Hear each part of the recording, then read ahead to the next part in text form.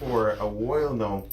Derek Marshall being someone who is well decorated in music, judge people, crop over things and a leader of the big band, G-Syndicate and thing. Them 6 voices that sound so sweet. That actually be sponsoring the Senate podcast and everything. And then we have Neil Hoyt, who's been doing video productions and podcast productions for years. He's been the fingers behind many boards that has brought forth the voices that you guys love up here. And these men, for some reason or the other, I ain't sure why, come together to do something called the Senate podcast. I want these 2 men, these quality gentlemen. Oh wow. To first say good morning to Barbados. Good morning, Barbados, Neil. Good morning, Barbados, everybody. Thanks, guys, for having us. Sweet. And Derek, sir, good morning to you. Tell Barbados good morning, Derek. Here. We here. Yeah. Make your mouth from there. Wait. Who wants all of this? Yeah, you don't like. Production going on. What is happening? I wanted this thing to be easy. We have a question here. We do our research, we prepare our stuff, but there's one important question that an influencer inside the script. And he wanted to know, basically, how does it feel to have come from and attended the best secondary school in Barbados? I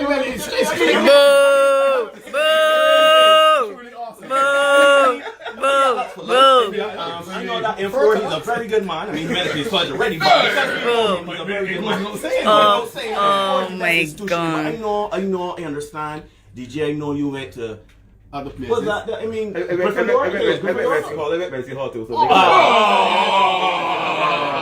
everybody is good fun.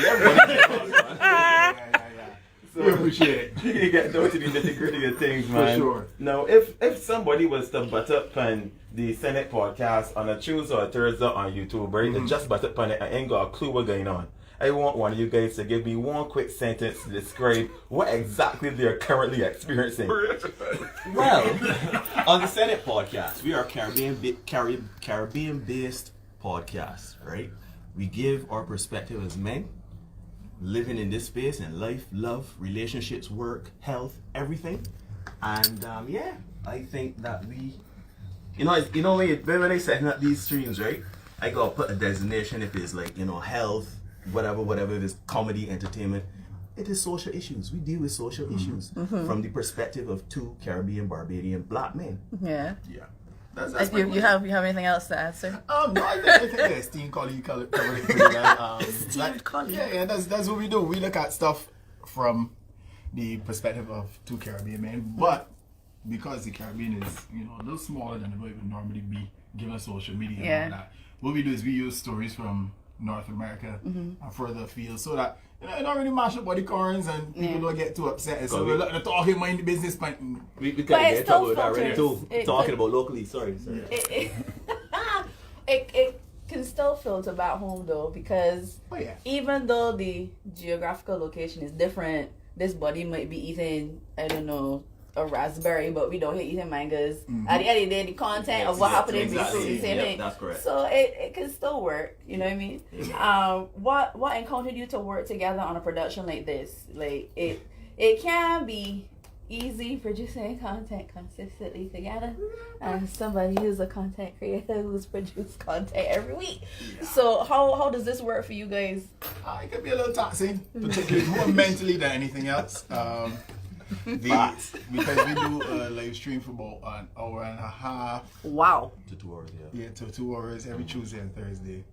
Twice a week? Yeah. Yes. Okay. And then a lot of times when we shut that down, we then stay back and then we record the shorts that you see on Mondays and Friday. Yeah. So sometimes, because we got to be there before the show starts at 8, so we there at 7:30, and we come off at 11. And we do that pretty often. Pretty often. The struggle is not the content, finding the content. Content finds us. And shout out to all the people that contribute stuff. Sure. Because we get stuff every day. Y'all want to shout out anybody by name, or you don't want to get anybody in trouble? Man, the senators, man, we got Kevin Carry On. Well, 2 Kevins, Carry On.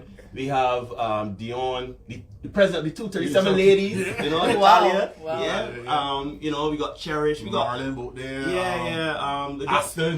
Yeah. I said what I said. Big up Fox, man. Correct. They Yeah. say So, what they said. so we have good followers. We got a nice fan base. Stephen Wu. Oh, Yes, cool. Stephen Wu, Okay. who paid $237 in Chinese one day on a date. But anyhow, that's another story for another time. But yeah, we have our fan base, our audience. Don't say fan base. Our audience is not like super large or anything like that, but we have some people that genuinely watch us, not only because they support us on what we do, but genuinely get advice and stuff like that. We heard that we have some youngsters. I heard earlier you guys were saying that it's not for everyone, which we agree, you know. But we do have some preteens and teenagers that listen to our content, young boys and stuff like that. So yeah, I mean, it is awesome. I would say for my part, it is not necessarily challenging, as Derek said, in terms, because we are friends for 30 plus years, right? Like first form, the greatest. Let's say a long time. Let's not say 30. We first met in first form, the greatest educational institution in the Western Hemisphere. We can't speak about the East. We always say we can't speak about the East because we don't live there, right? The Western Hemisphere, right? And we met, you know, and it feels like from our first interaction in first form, we just clicked, and you know, 30 years later, you know, we've always been friends. I'm sorry. We are seasoned men, several decades. Yeah, I ain't gonna say late 1900s, but right. But no, seriously, you know, this really is one of my closest friends. Nice. So we have some live production going on inside this space as well.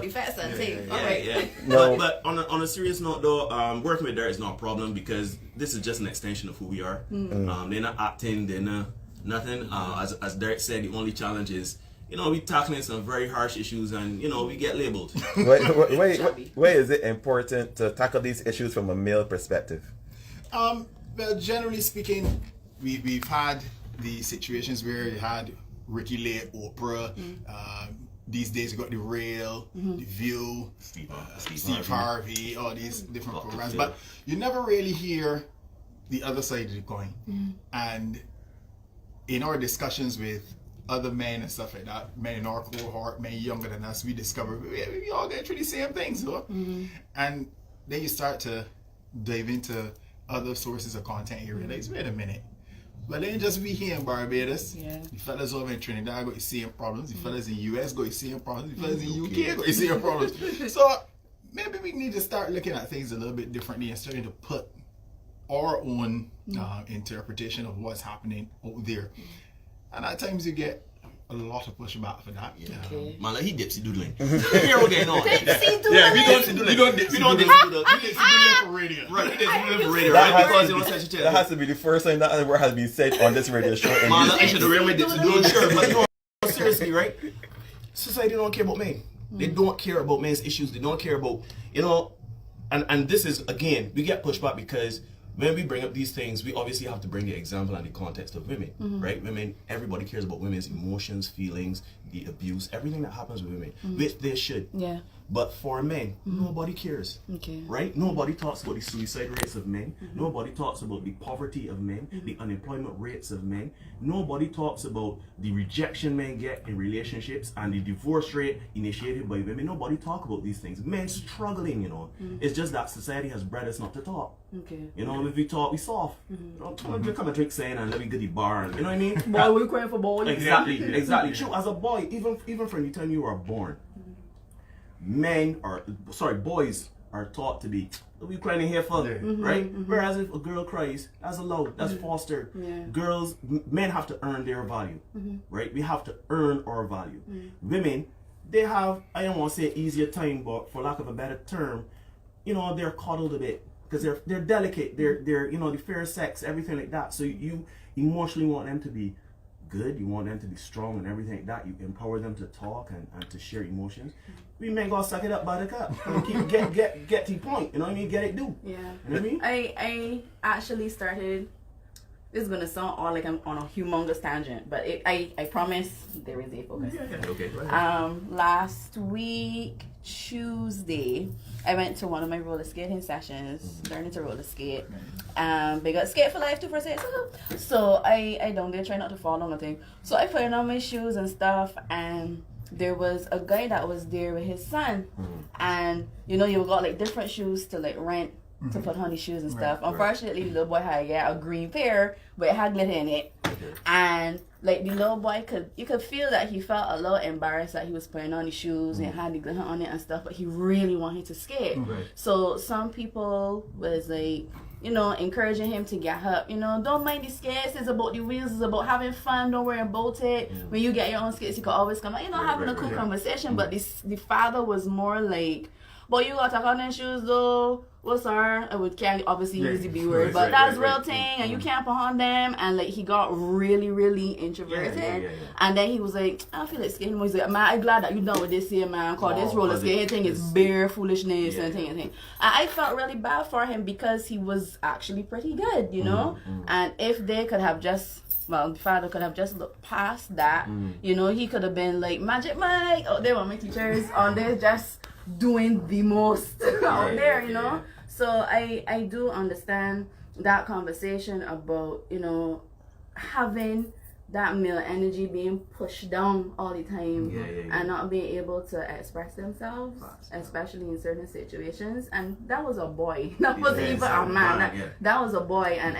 I doubt, unless somebody sees him again and like really encourages him, I doubt he can put on with himself again. He felt real bad. That's unfortunate, man. Ladies and gentlemen, it's 29 minutes before the hour of 12 o'clock. You're listening to 94.7. You hear what's going on radio show with DJ Simmons, Empress Nick, Neil Hoyt, Derek Marshall, the Senate podcast. Powered by Flow. Right. So, as we continue, as Zinga was speaking about, pushing down male energy, one place that we males is really show a lot of energy and expression is a WhatsApp group, boy. You see them WhatsApp groups? And I feel sometimes that if the Senate is a WhatsApp group brought to life. But Actually, that is exactly how it started. There is a WhatsApp group called the Senate. Show up the men in the Senate. The Senate, sure. We are pretty much the two faces of it, but all the men in there, we found that we had these similar experiences.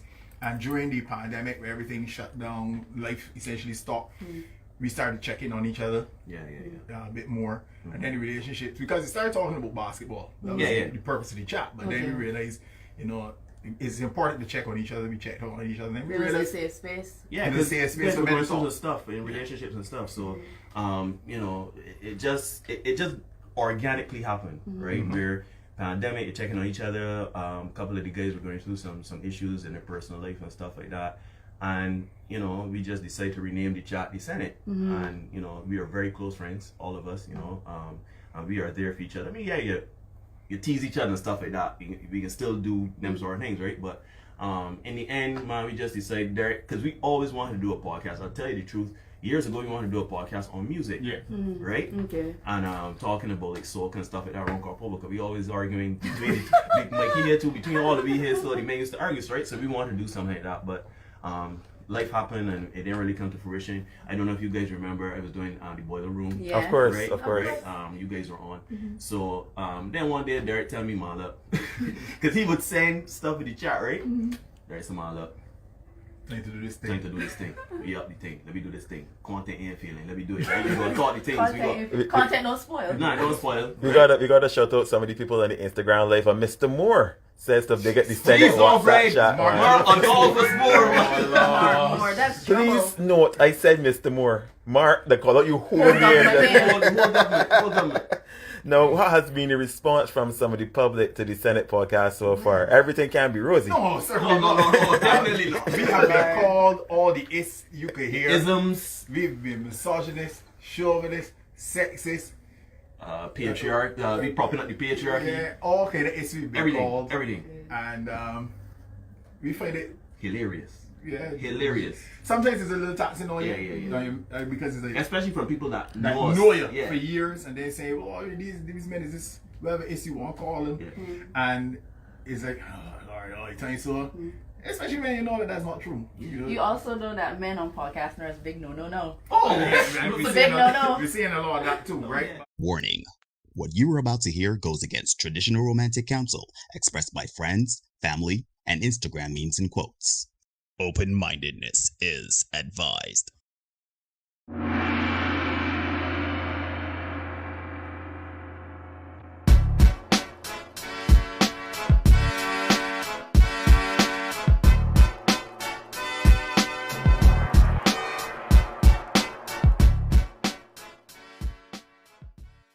Hey, ladies and gentlemen, boys and girls, people of all ages, and welcome to another edition of the Senate Podcast. I'm your host, D.L. George Osborne, my brother from another mother, and your host, Derek. Here.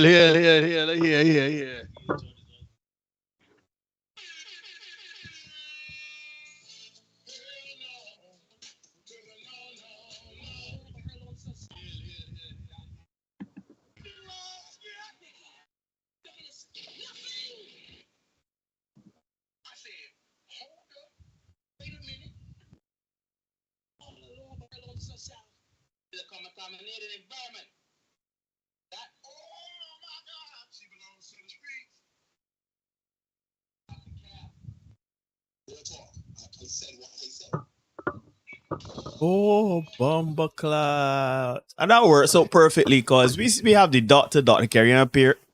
We can't see her for some reason. Doctor, you there? I'm here. We can't see you, you know. Why you hiding your cute Doctor face? hiding. Yeah, the doctor hiding your cute face. What happened your Zoe follow? I'll try and log back in. Like, I don't know what's going on. I'll try and log back in. All right, no problem. All right. But while we do that, ladies and gentlemen, as I just told you all, this is the Senate Podcast. Derek, now, as people don't know, Derek is a very musically inclined chap. He has an acapella group, the premier acapella group in the Western Hemisphere, in my opinion. They're called G-Syndicate. So, Derek, let us know about G-Syndicate. You got some events coming up and everything. Talk to the people, man. Let people know what's going on. Yes, sir. We are at the Sage Bar stage on April 28th. That is, he was there. Mm-hmm. So you can breeze out there, get your picnics and everything, and come and kick back and relax with G-Syndicate at the night time. Right? $20 to get in. Come through, check out the guys, Kiamal, Vaden, Mark, Brett, Hugh, and of course yours truly. We even got in there rocking. So come on through. I see Lee and Lee and Kevin, both of the managers there, came to the Sage Bar the first time we were there. Mm-hmm. So come on out. We're inviting you guys out. Come on out and have a good time with us. We can be rocking in there. And that is no joke. So come on out. Oh, also you can check us out, gsyndicate6.com, right here on YouTube, G-Syndicate6, Facebook, Twitter, G-Syndicate6, SoundCloud, G-Syndicate6, Instagram, G-Syndicate6, but you know you got to spell out the 6 on Instagram. So check us out. All right. And then, of course, speaking of the manage, we are going to be in Lily Hall, May 6th, Saturday at 10 a.m. That's in the Bell Estate at the manage for the Senate. We having, we having a little something going on there. We have a conference of, so to speak, the King's Gathering 2023. Derek, you could talk a bit more about that. Yes, sir. We have the King's Gathering on May 6th over at Ginger Lily Hall in the Bell Estate. So everybody, they have opened up their place and we are eternally grateful. We are going to be having some presentations. A lot of my presenters and facilitators have been confirming over the past 24 hours. So that is a great thing to hear. And I'm working with Dr. Kerry so that we can get them in order and have the thing run smoothly for you guys. So I know some men got to push off. So some people want to go early. Some people nobody don't want to go first. So we kind of try to work it out in between, right? But we're going to have my guy Tahir Bulbulia. He's going to do a presentation on growth mindset. We have Jarrell Rock. He's going to be coming in. He's going to be doing the legal side of things, filling in for Tara. Tara has to travel, so she won't be able to do it. So Jarrell has greatly consented to come and do it, and he's rather excited about this because he says that the men will not be happy when he's finished talking because he's gonna bring the harsh realities to the men. So look out for Joraya and his presentation. My guy Timothy Marshall, a former student of mine at the Arthur Smith Primary School, he is going to be coming through and he's going to be doing finance and investment and that kind of thing. My guy Ryan Arthur, that's my trainer, he is going to be there. He confirmed for me, yes, he coming and doing something on fitness. I got to touch base with my Choco Menage and make sure that we still on to get little cocktails and thing up in the crank. The menagerie. Yes, and of course we have the beautiful, lovely, the incomparable Dr. Carrie Ann Peart. She's going to be doing a presentation on the conscious masculine and the divine feminine. And we have, I believe, Jomo Phillips doing a presentation on mental and emotional health. So yes, hopefully I will not have to open it back in myself on that day. Because nobody will go first. But if all else fails, I'll do that first. I'll do something first. And kind of get into the morning and the afternoon. So come on out, folks. It's absolutely free. Come through, dressed for the parts. Somebody confirmed me today that they will be in attendance. And please let us know in the early that you're coming so we can make provision for you in terms of the seating and all that. And so that you don't come and be standing up and vex that then bring me out here and they had a salad you whole day. Nah. Yeah, don't do that, right? Come on through. Let us know early you're coming so we can make provision for you. We can have a grand old time. It's gonna be informative, it's gonna be educational, it's also going to be entertaining, right? So we want to see all you there. And again, come suited and booted, ready, dress the part, looking the part. Ladies, that applies to you too.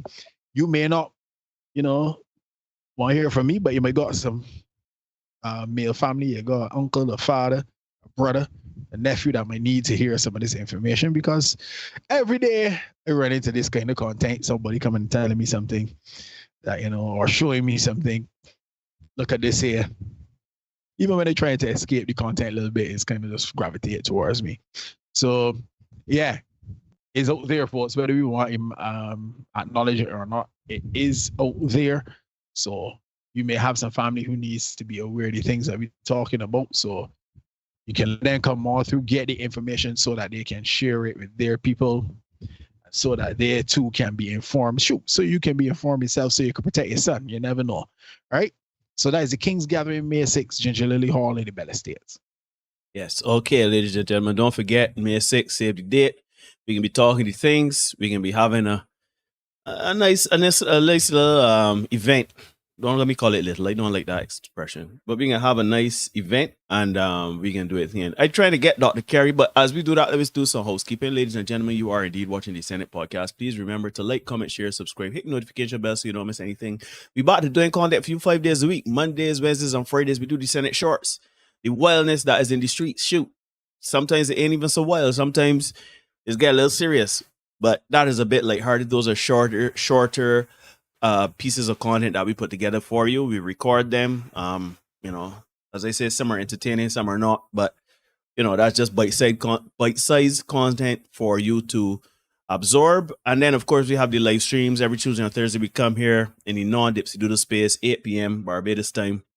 We come, we talk the things, and we have a discussion. And yeah, we just encourage you to like, comment, share, subscribe, hit the notification bell so you don't miss anything. Like the content, share the content. Most importantly, subscribe to the content, and let us build the platform. Now, I see Jason Belgrave in the place. Kwame the Black Samurai.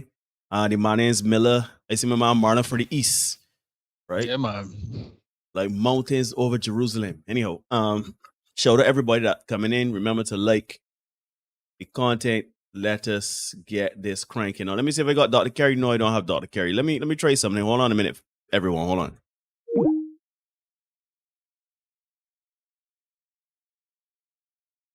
Got Dr. Kerry now. Got Dr. Kerry. I got you now. But what got me here? So as I get Dr. Kerry here, first things first, how is everyone? Derek, let me start with you, man. How are you doing, my brother? Oh, they can't show here quite on vacation. Oh, my man Marty the crank. Swag. God damn it. Yeah. Shit. So I hear quite. Cherish there. I am. Cherish in the crank. Yes, Cherish is who told me she was coming to the gathering. So yes. Okay. That's good she stuff. has confirmed that she will be there. I hope the weathers will do so. Shoot, within the next couple of days. That'd be great to know. But yeah, man, I hear quite am on vacation. Still managing to find myself extended all. Doing a little bit of coaching with some cricket, so I guess taking up a lot of my time. But I don't mind, I enjoy it, so it's pretty cool for me. Teaching, but in a different form of teaching, So I hear quite got to the gym this morning, lift some weights. I'm good. Yep. What's going on in your world, man? Same thing, man. Got to the gym this morning, lift some weights, moving some things, trying to get back in the swing of things. Other than that, pretty good. Can't complain. Just coming closer and closer to the end of April, where a lot of things are going to be happening at the beginning of May, so a lot of things are going to be happening, a lot of transition, but good transition, change as always, even though change is temporary, but good, man, everything cool, everything nice, the sun good, life is good, the family good, everybody good, man, but hold on, though, we got Dr. Kerry here at her in her nation's colors, man. She come out here, she come to represent, man. I didn't know this is the Olympics, so but I should wear my blue, yellow, and black, but getting all Dr. Carey all his life. Hi, I just found my T-shirt. I decided to wear the T-shirt today. Just saying, man. Just saying. What was it? Says that's a Milo shirt. No, She going back in the day. No, you might gotta come up a little bit because of the framing. I know I'm not trying to see your breast. This is right, Milo, right? That's the Milo thing. Because people they can't see it based on the framing. No, I'm not a pervert. I'm not trying to see her breast. Okay. Anyhow, ladies and gentlemen, as I said, we do this content every Tuesday and Thursday. And before we go live, Derek usually posts something on Instagram. Sorry, not Instagram, Facebook. You can check us out, and follow us on Facebook. But Derek usually post something there and to let you know what we're talking about in the next episode. This is episode 206. We're talking a brand new life. Are some women making a grave mistake trying to shape their good girl image? Now, this is obviously coming off the heels of Redemption. What we did where we spoke about women doing the other side of things, But over to Derek. Derek is going to lead us in sermon tonight. I'm very interested to see where this goes. As I said, we don't prep. Well, we don't prep together. Let me say that. We prep individually on the various elements that we control. So, Derek, over to you, my brother. Lead us in sermon. And never ever come out when the offing comes out. So let me get the intro video. Let's start. Again, I deal with the Hall of Fame of Deads this week. So let me start here. So let me get on the road one time, my brother. Give me the intro. And this one we here, this one not Paul Ford. This one we here, Paul Ford. She's a captain. Man, no, Jed is the captain, boss. Well, Jed is the captain. Jed is the captain, boy. Jed is the all-star. She's the two guys. Jed is Jordan. Yeah. She's Pippen. Jordan, Kobe. She's defensive stopper. Jed is it. Anyhow, let me get the Paul Ford here. Yeah, let me go. Let me get it. Oh, why? It's a bathing suit. Oh, really? It's a bathing suit. Then why are you wearing high shoes, huh? They're boots. Beyonce. Don't care. Rihanna. Don't care. Boy. That's the little man saying that's big jump. Pretty much. Yeah. Branding is a serious thing. When people perceive you in a certain way, it becomes very difficult for you to change that perception. And that is irrespective of how you view yourself. Let me say that again. When people view you or perceive you a certain way, it becomes very difficult for you to change their perception, irrespective of how you view yourself. You might think you're a cat's meow, but if people don't think your name is Mud, your name is Mud. Right? For example, here in the Caribbean, when we think of bleach, we immediately think of what, folks? Clorox. Right? When we think of Vaseline, we think of backdoor action.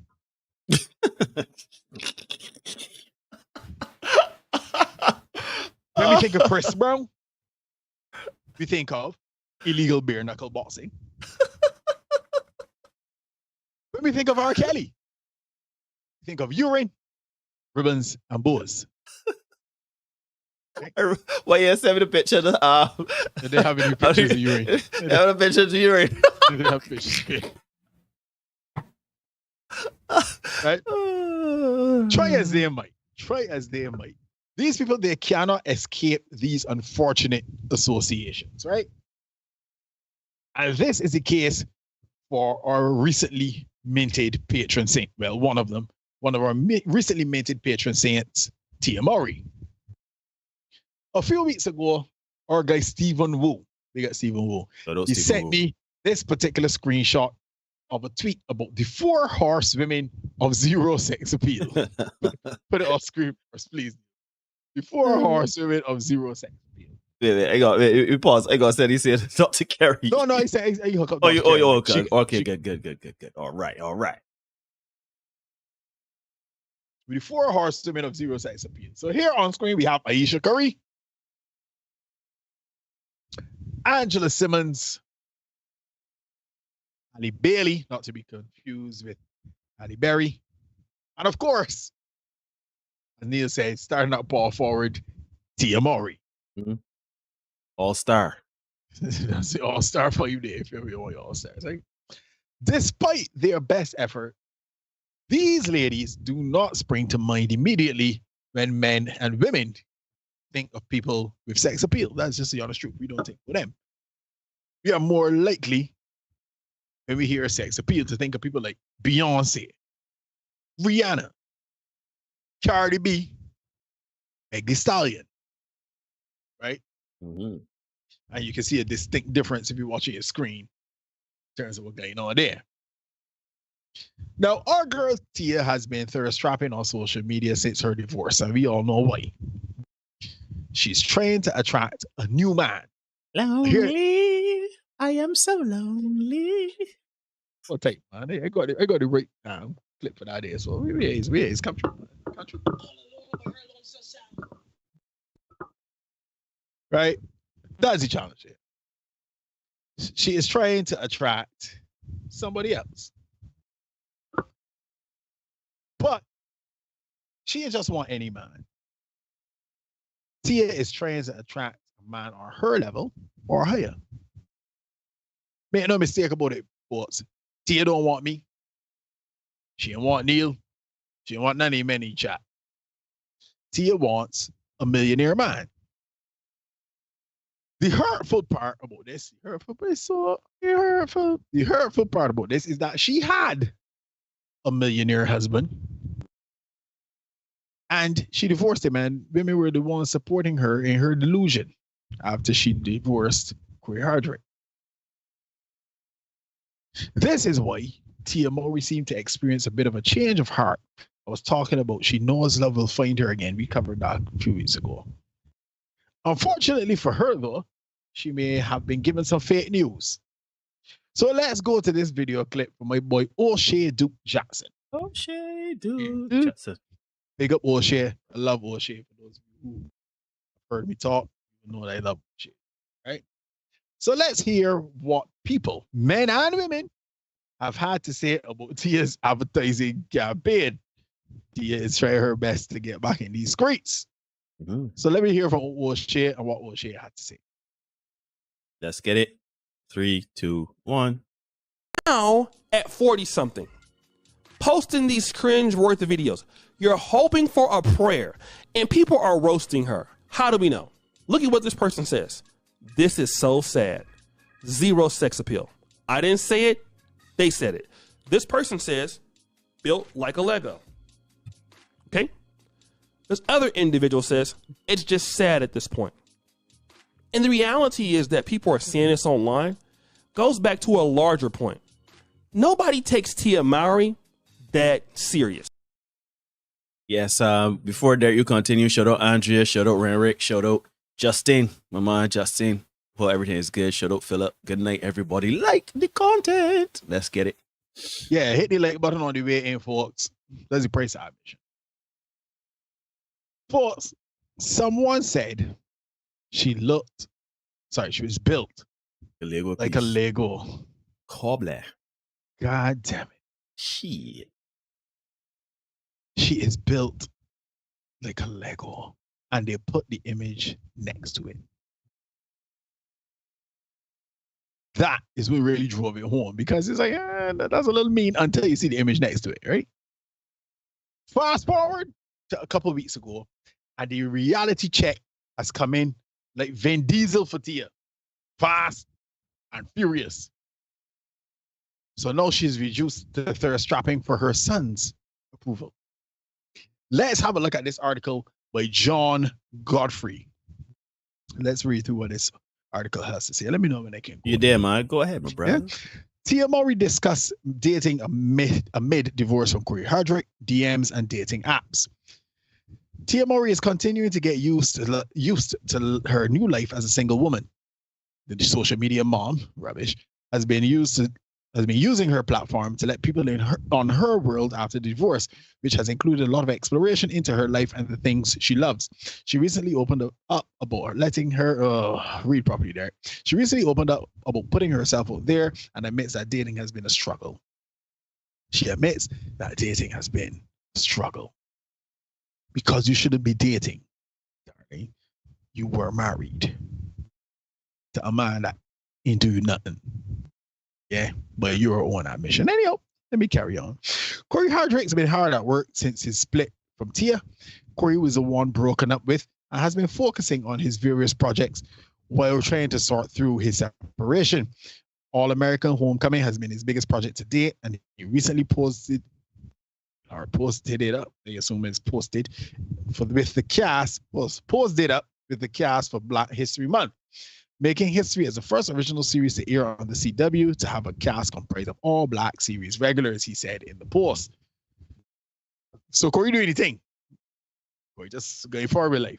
That's what we do, right? So all the you men out there that get done with, and you feel like if life falling apart, remain productive. Yeah. 2, what you do, stay on your purpose. You'll pull it together in the end, right? He also shared a series of snaps in January that had fans saying he looked the happiest they had ever seen him. Corey smiled and showed off his jewelry, brought some really cool outfits, including a black and white checkered coat, smiled on the set of The Hollywood Reporter, and kicked it courtside with Omari Hardwick. One person said, Lord, he fine, child. Tia, no pressure, girl. But girl, I'd make it work just because he fine. All that aside, God's will and his way. Did they mention he is fine? Or he has made no mention of dating, but he actually did a couple of days ago. I can get that. But some speculated that he went to dinner with Neil Long earlier this year. Oh. He's not going up with Neil Long. Let me put Oh. He might come out a few days ago and say, yeah, he ain't dating. He dealing with his work, he children. Mm-hmm. Yeah. But not many people said that this is the happiest he has ever seen him. You know, sometimes people don't realize, right?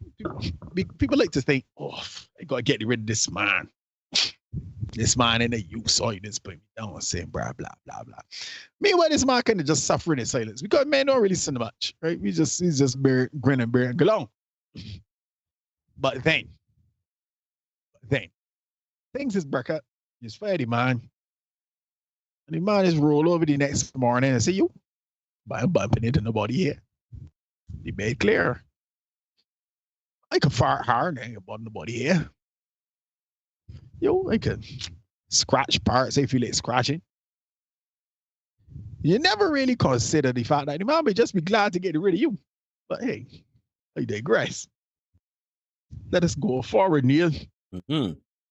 Meanwhile, Tia has been busy expanding her brand as an influencer. The mom of 2 enjoys a lot of time at home modeling outfits, cooking, and showing off her self-care routines. I.e., she ain't doing much. Wait, man, you got a soundbite for that there, man. Yeah. She's doing what? Nothing. Nothing.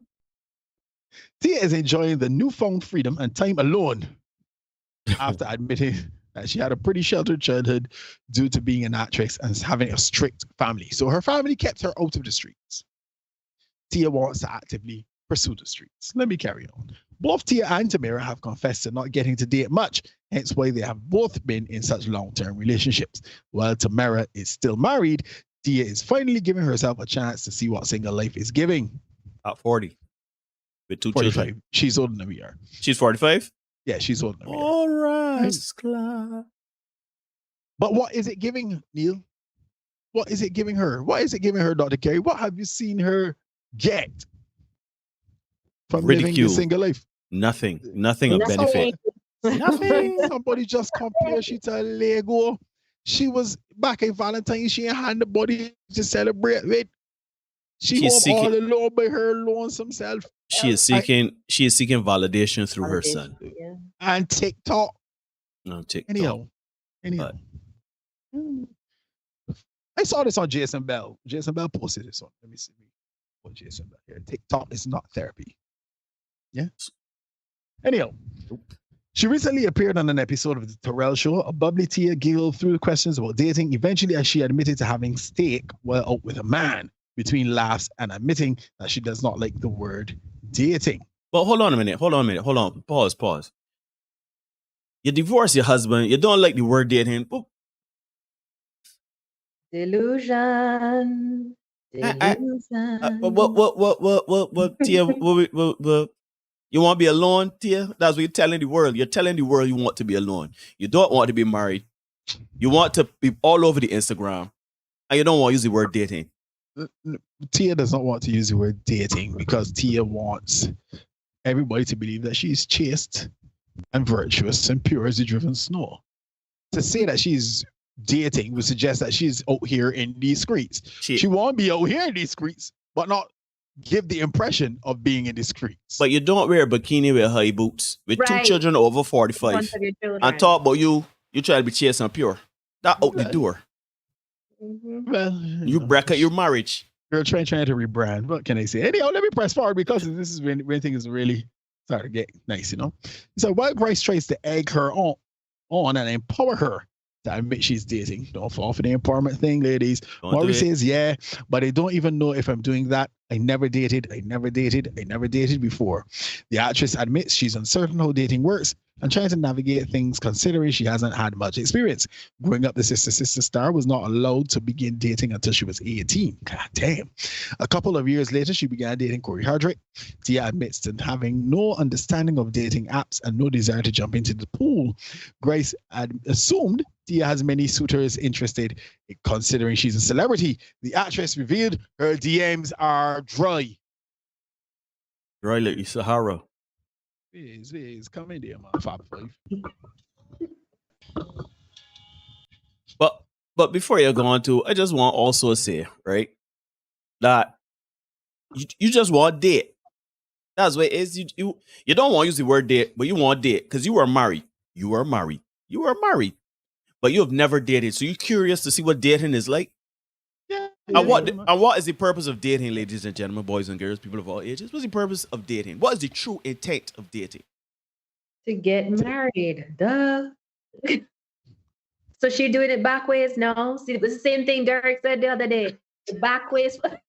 Backwards is forwards, no. Up is down. Left is right. Yo, my girl says, I don't know anything. What is it? The dating pool. I'm not jumping in that pool. She says while looking down again. When asked about her DMs, Tia stated no one is in her DMs. You are being left all alone by your lonesome self. The hurtful part, folks, about these recent developments is that when Tia left her husband, women supported and encouraged her. Yes, queen, yes. There was dancing and cheering in the streets. Yep. Yeah. Leave Dusty Corey Hardrick. Get rid of ego. He ain't serving a purpose. He in the noose, right? Yeah, find your joy, queen. Anyhow. That's the cue of the queen. Okay. Why did the women support and encourage her in this ignorance? Well, they all believed that she could just drop a good man and pick up another one. Because guess what? She is not known to the streets. She, for all intents and purposes, she is a good woman. She started dating at 18, got married. She did it right. 14 years ago, so that's 20. She was about 30 when she got married. Right, so she was out here footloose and fancy free in the streets. She did it right, as Neil said. So it should be easy for her to go back out in the streets and get somebody else, right? No. Unfortunately for her and many women who share this belief, good, high value, marriageable men are a rare commodity. Especially in a time when, men seeing what's going on, I hope you get fleece in marriage. So the marriage rate is decreasing. Men don't want to get married. Before I tell my mom to get married, let me get married to get a little sex. Men ain't gonna do that no, especially if you're on a certain level. Women pelting sex out here. So you ain't gonna get married to get that. Yeah? Ladies, if and when you find a good man, you need to hold on to him. Do not leave a good man for the streets only to find out that these streets don't love you like I do. You need to know that. Yeah. Don't do that. Tia and people like Tracy Ellis Ross got sheep on Instagram. They're strapping hard too. They want us to believe that age is just a number. Women can be sexy at any age, and there will always be time and another opportunity for love and a relationship. Now, let me be clear. It may very well be true that women are sexy after 30. Let me be real. There are some women after 30 that, you know. Brother, man. Hey, We have the take a high beautiful. fall. We got a beautiful Dr. Carrie Ann here. There you go. She's There you know, you go. hey, ain't it possible? Some women out there will break like raw macaroni. Big up my man, Chatty. Right? But the reality is, men prefer young women more often than not. And here's a funny little graphic that best explains it. Let's put that on screen for the people, Neil. You did. So that the people can see. Wait, see. Let me get here. So, self-so. And what does this graphic say? Women are so difficult, always changing their minds. At 18, they want handsome men. At 25, they want mature men. At 30, they want successful men. At 40, they want established men. At 50, they want faithful men. At 60, they want helpful men. What this graphic does not account for is the women who say, I want a man. Right? Don't need a man. Yeah. Got that crew that says so to life get hard around 45, 50, 60. Anyhow. Then they want a butler. Yeah. And a nurse. Anyhow. Men are very simple. They never change their taste or any changing condition in their lives. Not lives. At 18, they would like pretty young girls. At 25, they like pretty young girls. At 30, same thing. 40, same thing. 50, same thing. 60, they still like pretty young girls. And even at 70 and 80, when they can barely move, they still like pretty young girls. Dedicated to all men for their disciplined behavior. That was funny. Yeah. But that's the truth. Ladies, as you get older, you will always be in competition with the ladies who are younger than you are. So you can't just rely on your looks to hold a man, right? Let me look at it this way. Feeling like we are 40, we're 40-ish, right? We're 40-er. We're 40-ish, right? And at this stage of our lives, if we go on a basketball court, we are now playing with men that we would have been playing with 20 years ago with teenagers. They can't run me 20 years ago. Facts. We go by court, we rule the court. You tell them, gonna sit down, play side, you trash talk and all kind of thing. Yeah. Fast forward now. And these men in the early 30s, late 20s or whatever, and we gotta compete with them. The men looking at me as old men. Yep. And going past we at will. No, right. The trash talk still there. I still tell you dead when it rise. Yeah. You know what I mean? But let me bring it to a professional setting. Okay. 20 years ago, we going into a job. The fella in school, we ain't gonna worry about he. Fast forward 20 years ago, we all applying for the same job. Yeah. He's 30. He's 40 and change. Mm-hmm. We all fighting for the same job. It's the same thing for relationship. So, ladies, you got to take that into consideration when you're coming up here in these dating streets, right? Men will hit almost anything. Yeah. But they will only wife up a woman who can pass his vetting process, his 40s. Time, toll, trouble, and threat.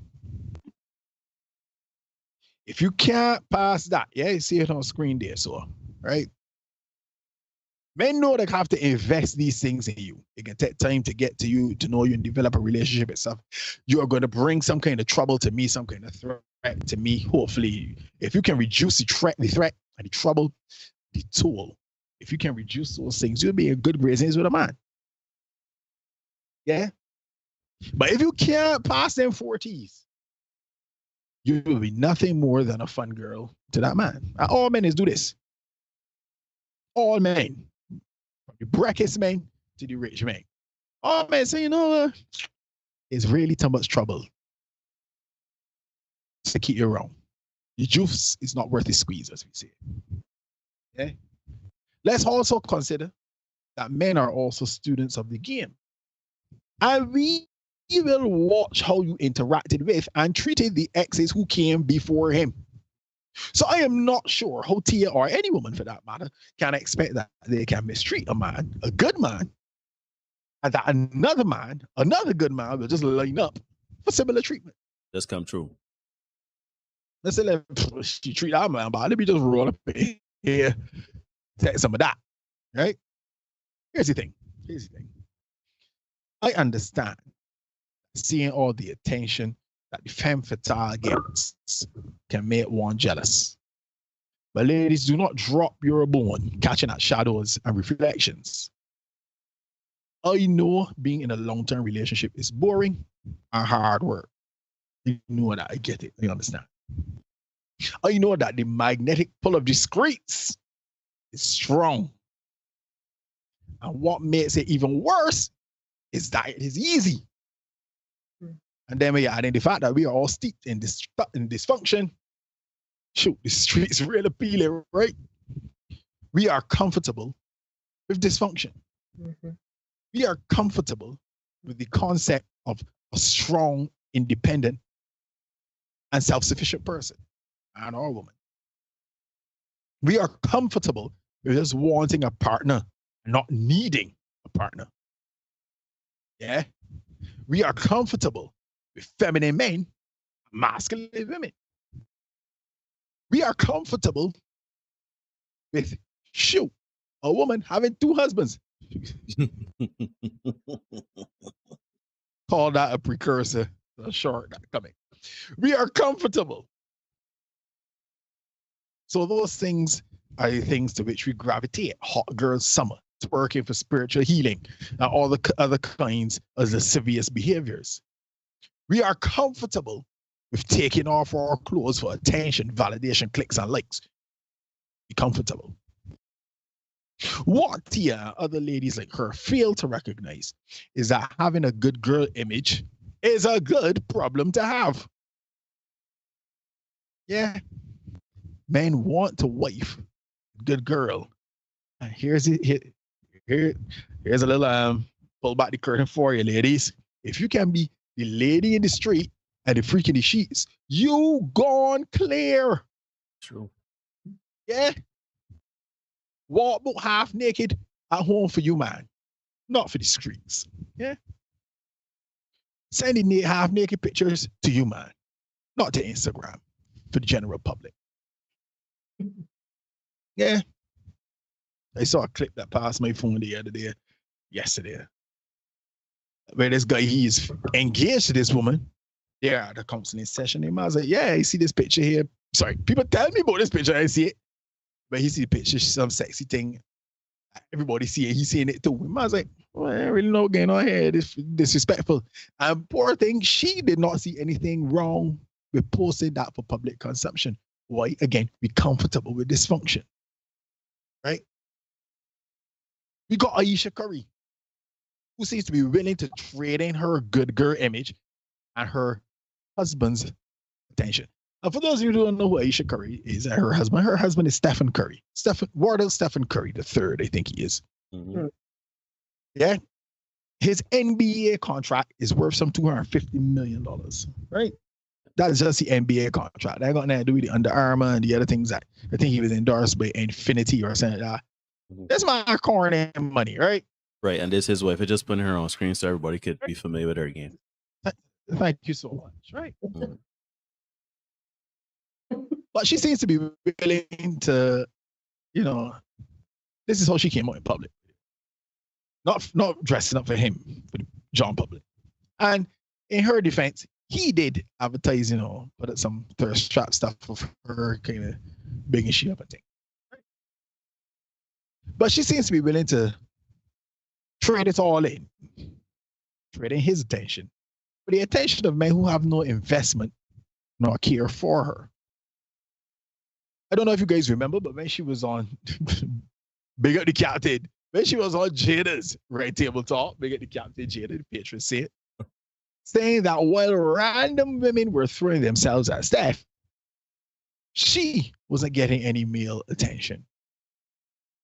What she doesn't get is that there's a difference between a man's sexual attention and his relationship attention. Now, shoot, me and Neil, any of the many chat, we could slide this Aisha Curry DMs. But we know we sliding in for one thing. It certainly ain't to provide and care for you. It certainly ain't that. Because if Steph Curry can't provide a care for you, it certainly harm there. Right? It's Stick. certainly out there. We come in to get some of the poom and some of their Under Armours. That's what we come to do. Yeah, pretty much. He's about 6'3". He can't be wearing a size 15 shoe. Yeah. But he's just about my height or your height. He just in Yeah. there. Yeah, a large can fit me just like he. Yeah, bring some shoes, man. You wear harness and bounce shoe. You will get more clothes. I will get shoes. You know what I mean? Bring some Under Armours and let me get some stick. That's like most. Yeah. Don't tell me you come in and bang out of it. It never happen. Yeah. That will never happen. You would never live to see that happen.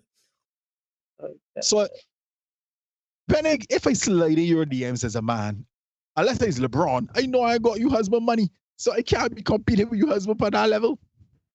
It is one thing I got for you. Yeah. So let me say again, ladies, this message for you tonight. If and when you find a good man, hold on to him. It makes no sense. Well, let me before I get to the end of that. There's no perfection out there, ladies and gents. There's no perfection. You got to make up your mind that you can be satisfied with 80, 85%. Yeah. And let go of the other 20, 15%. Yeah. You may go settle for less. I'm not fat. I forget when the terror settling. Nobody is settling. Right? It makes no sense chasing the 20, losing out on the 80. Right? Yeah. So if you got a good man, hold on. And try to do without the 15. Men do it all the time. Yeah. It makes no sense to leave a good man thinking that you can automatically upgrade, only to find out that these streets don't love you like I do. Yeah. Need to know that. So be careful when you go into these streets looking for a brand new life.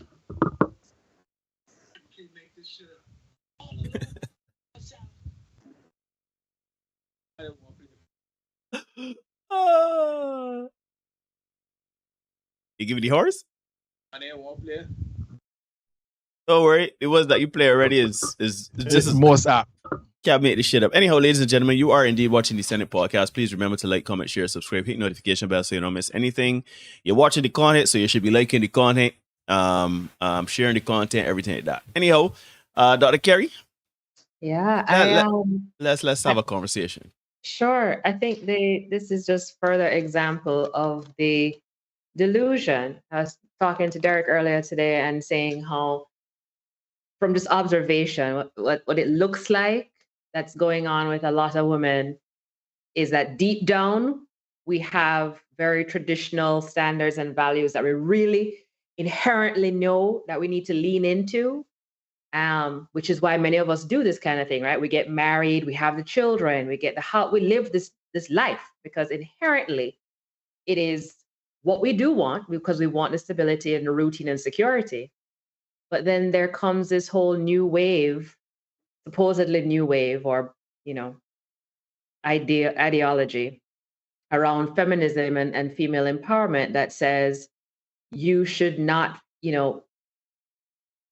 allow yourself to fall victim to that. And they use certain words to get you twisted and confused, because if you do the traditional thing, you're a victim. You're allowing yourself to be led. You're succumbing to somebody else's will, all this kind of stuff.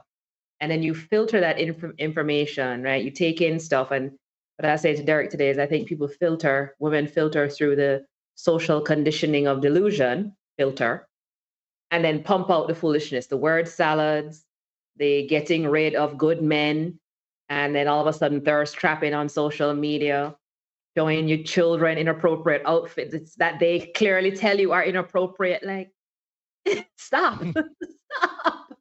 You're playing a fool. So the delusion is real, and we just see it more and more. And I mean, some women will clearly say, no, it's what I want. It's what I truly want. I want to be out here in these streets. It's empowering. I'm doing my sexual due diligence. I'm getting my fill. I didn't get to do this when I was 20. And so now I have to do this at 45, 50, 55, 60. There are some older women who do this too.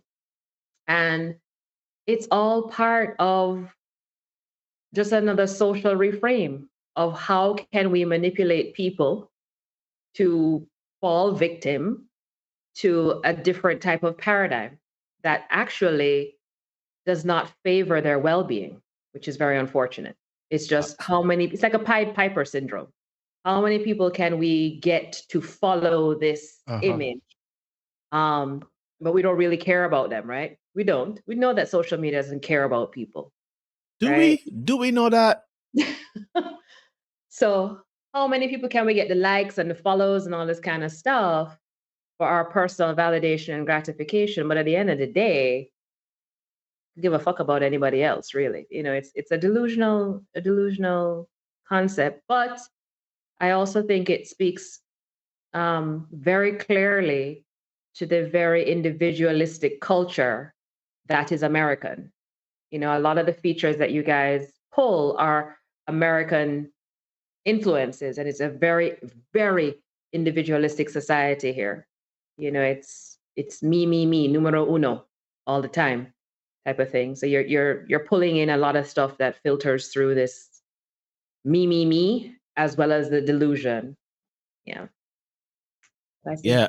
I agree with everything you said, right? But what I find very interesting, and I don't mean to get biblical, but it feels like people are selling their soul. Oh yeah. When they jump through hoops for the likes and the comments, the retweets, Absolutely. and all the other social media components and features, right? Like it's like, no, I want to be very clear. I used to say I ascribe to Christianity. Obviously, not very much of that, but I believe in God. I believe in Jesus. Everything like that. I don't want to boy say like this man coming and throw fire and brimstone. But look at it. No, I'm not. Relax. But in all seriousness, it is funny how somewhere along the lines, right? That's why I constantly believe. Oh, shout out Kevin. Shout out Kevin Hunt. Shout out Corey just land. Marissa is here as well. Yeah, shout but out Philip and his wife, man, celebrating 10 years. Oh, very good, Philip. Tuned in today together. Big respects. She's on. Tell you, Mrs. to pay attention. I'm just joking. But no, she's not all the time. She did. She is strong. Okay. She's cursed me if I tell you time, but she ain't there. Hey man, it was a little cursing in life. Everybody need it.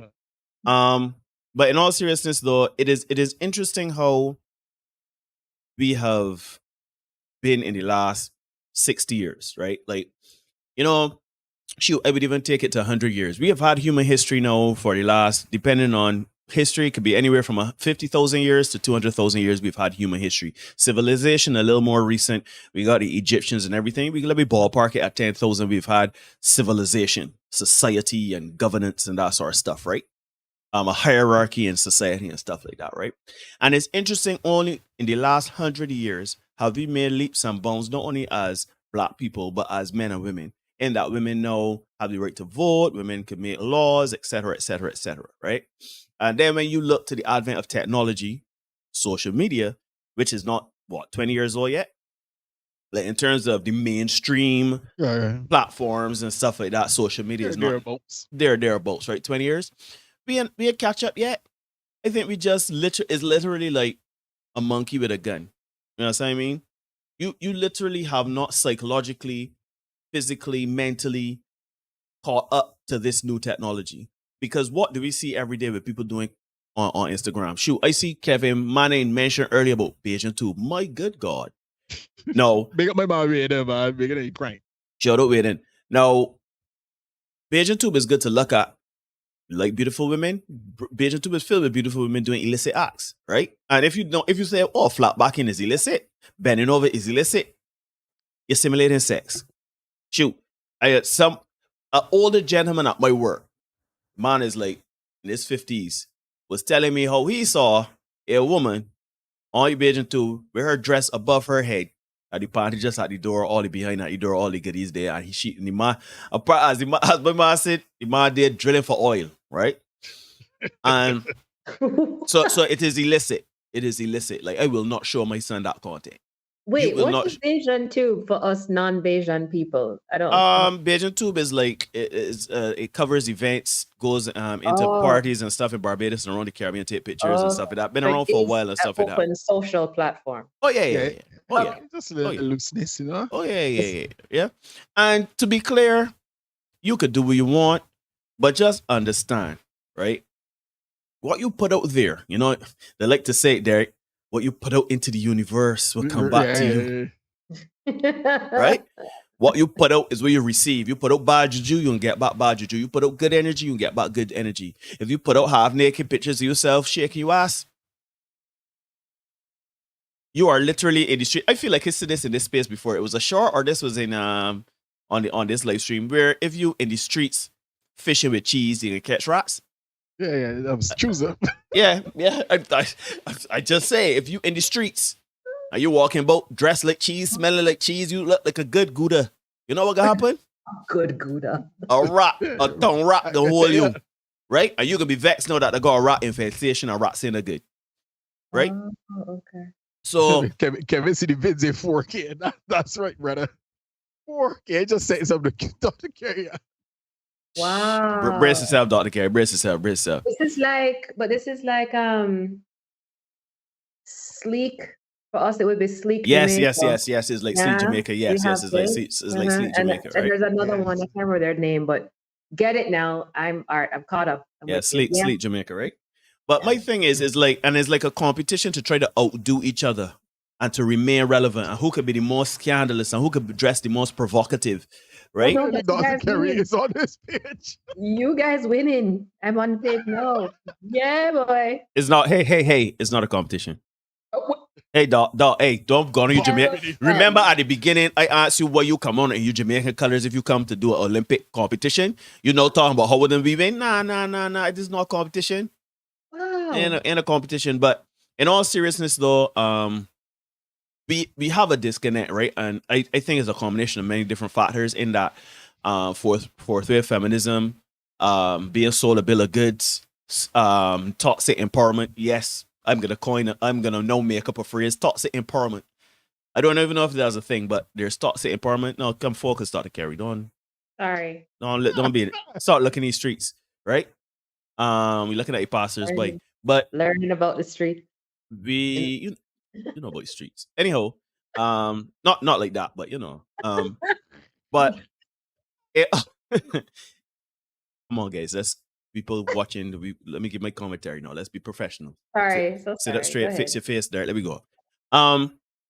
Yeah, it's just strange to me how, you know, you go on social media and you see women dressing provocatively and doing provocative things and doing certain things, but still want a husband with a certain standard and decorum. You understand what I mean? Like, you looking for a husband that is like a white knight, but you do it absolutely as you feel like. I'm posting it. So this ain't like you doing dirt. Are you doing it under the slide? And then when they come catching you, you say, me, in the streets, not me. That's not me. Who you hear that one? That was the beauty of growing up in the 90s, you know, Neil, because we could do all this stuff, go party hard, do things. Brother, and then, you know, anybody come, you could try to deny like Peter. You know, so funny you mentioned that though, Derek, because something came across my Instagram page and some memes came up this week saying that I guess the creators of Freaknik or somebody actually. Yes, I wanted to mention that a few minutes ago. And they're compiling it and releasing a documentary, it. So, yep. Yeah. Yeah. I think Kevin mentioned that on Tuesday. Freaknik. This documentary, and people are scared, by the way. Yeah. Oh yes. A couple of women are like apparently got some like profit judges and doctors, lawyers, and saying like, finally try to find a second injunction. Yeah, don't release this. Yeah. Because we do not know what may pop up. Big up Lee though. Lee is making the point of the night here. Lee is saying, meanwhile, I'm just here like all this for free. LOL. I have more respect for strippers. No, this is a very interesting thing, right? As I was telling before we came on, you know, I had a moment at work the other day where it was on the pulpit, and it is interesting how women are trying to outdo each other, or at the very least keep up with the Joneses when it comes to posting certain content. Not all, but some women are doing that, posting the absolute most, right? And then vex when the men that they attract are of no use. And then wondering where all the good men gone. You know what I mean? Like, it fascinates me. It's like, if you associate with drug dealers and police come a hold all on her, you can be vexed that they interrogating you. What y'all call to say? Shouldn't Doves be. just fly with doves. Doves just play with doves. Doves just fly with doves. They don't fly with eagles. They don't fly with pigeons. So if you in the streets, because as I say, right now, and I believe a lot of people feel this way. When I go on the Explore page and I go through and I see any woman, ass pointed out, toe pointing, and she gone up to in the gym, ass crack all out and thing. And I just like, all right, scroll. Let me see if they got something about NASA or saying. Let me see what's going on in like NBA. I don't care anymore. I don't care anymore to see those women. And the women that are supporting that, are encouraging that, and the men that are encouraging that, trying to get in them drawers. You understand? No husband are out there, and I'm not saying that it's not possible for you to be an Instagram influencer and not get a man. I'm not telling you that. Right? But if you want to be a wife, you gotta do wifely things. Because if you want a husband, the same way you expect that husband to do A, B, C, D, E, F, G, H, I, J, K, you gotta do the rest though. Because it's a partnership, right? Because now, what's a partnership? I gotta bring my masculinity now. I gotta provide, I gotta protect, I gotta problem solve. But you could be out here doing as you like. You could be in your masculine frame. You could show your body for everybody. You could simulate sex, but another man around him in effect. I do that with all the cameras about the place. That's cool. I just don't know. It's not that I don't know. It's the perfect storm, right? The baby still playing with the rattle. You understand? We catch up to what social media means. We've gone away from. We have a desire. We still want things. We still want marriage. We still want children. We still want these things, or so we claim. But we out here. Gary's point. We out here whiling out, right? And the thing about it is when you examine people and they talk, they want to be a wife, and you ask them further, okay, you want to be a wife? You willing to submit to me? You don't believe in submission, partnership, blah, blah, blah, blah, blah. You just want a wedding. You don't want a husband. You ain't trying to come down the place and be somebody's wife. As Derek say, look at all of the women. Anybody could go on YouTube. You could go on the Explore pages. You could go on any platform and find half naked women posing and showing off their assets, right? OnlyFans, you could do that, right?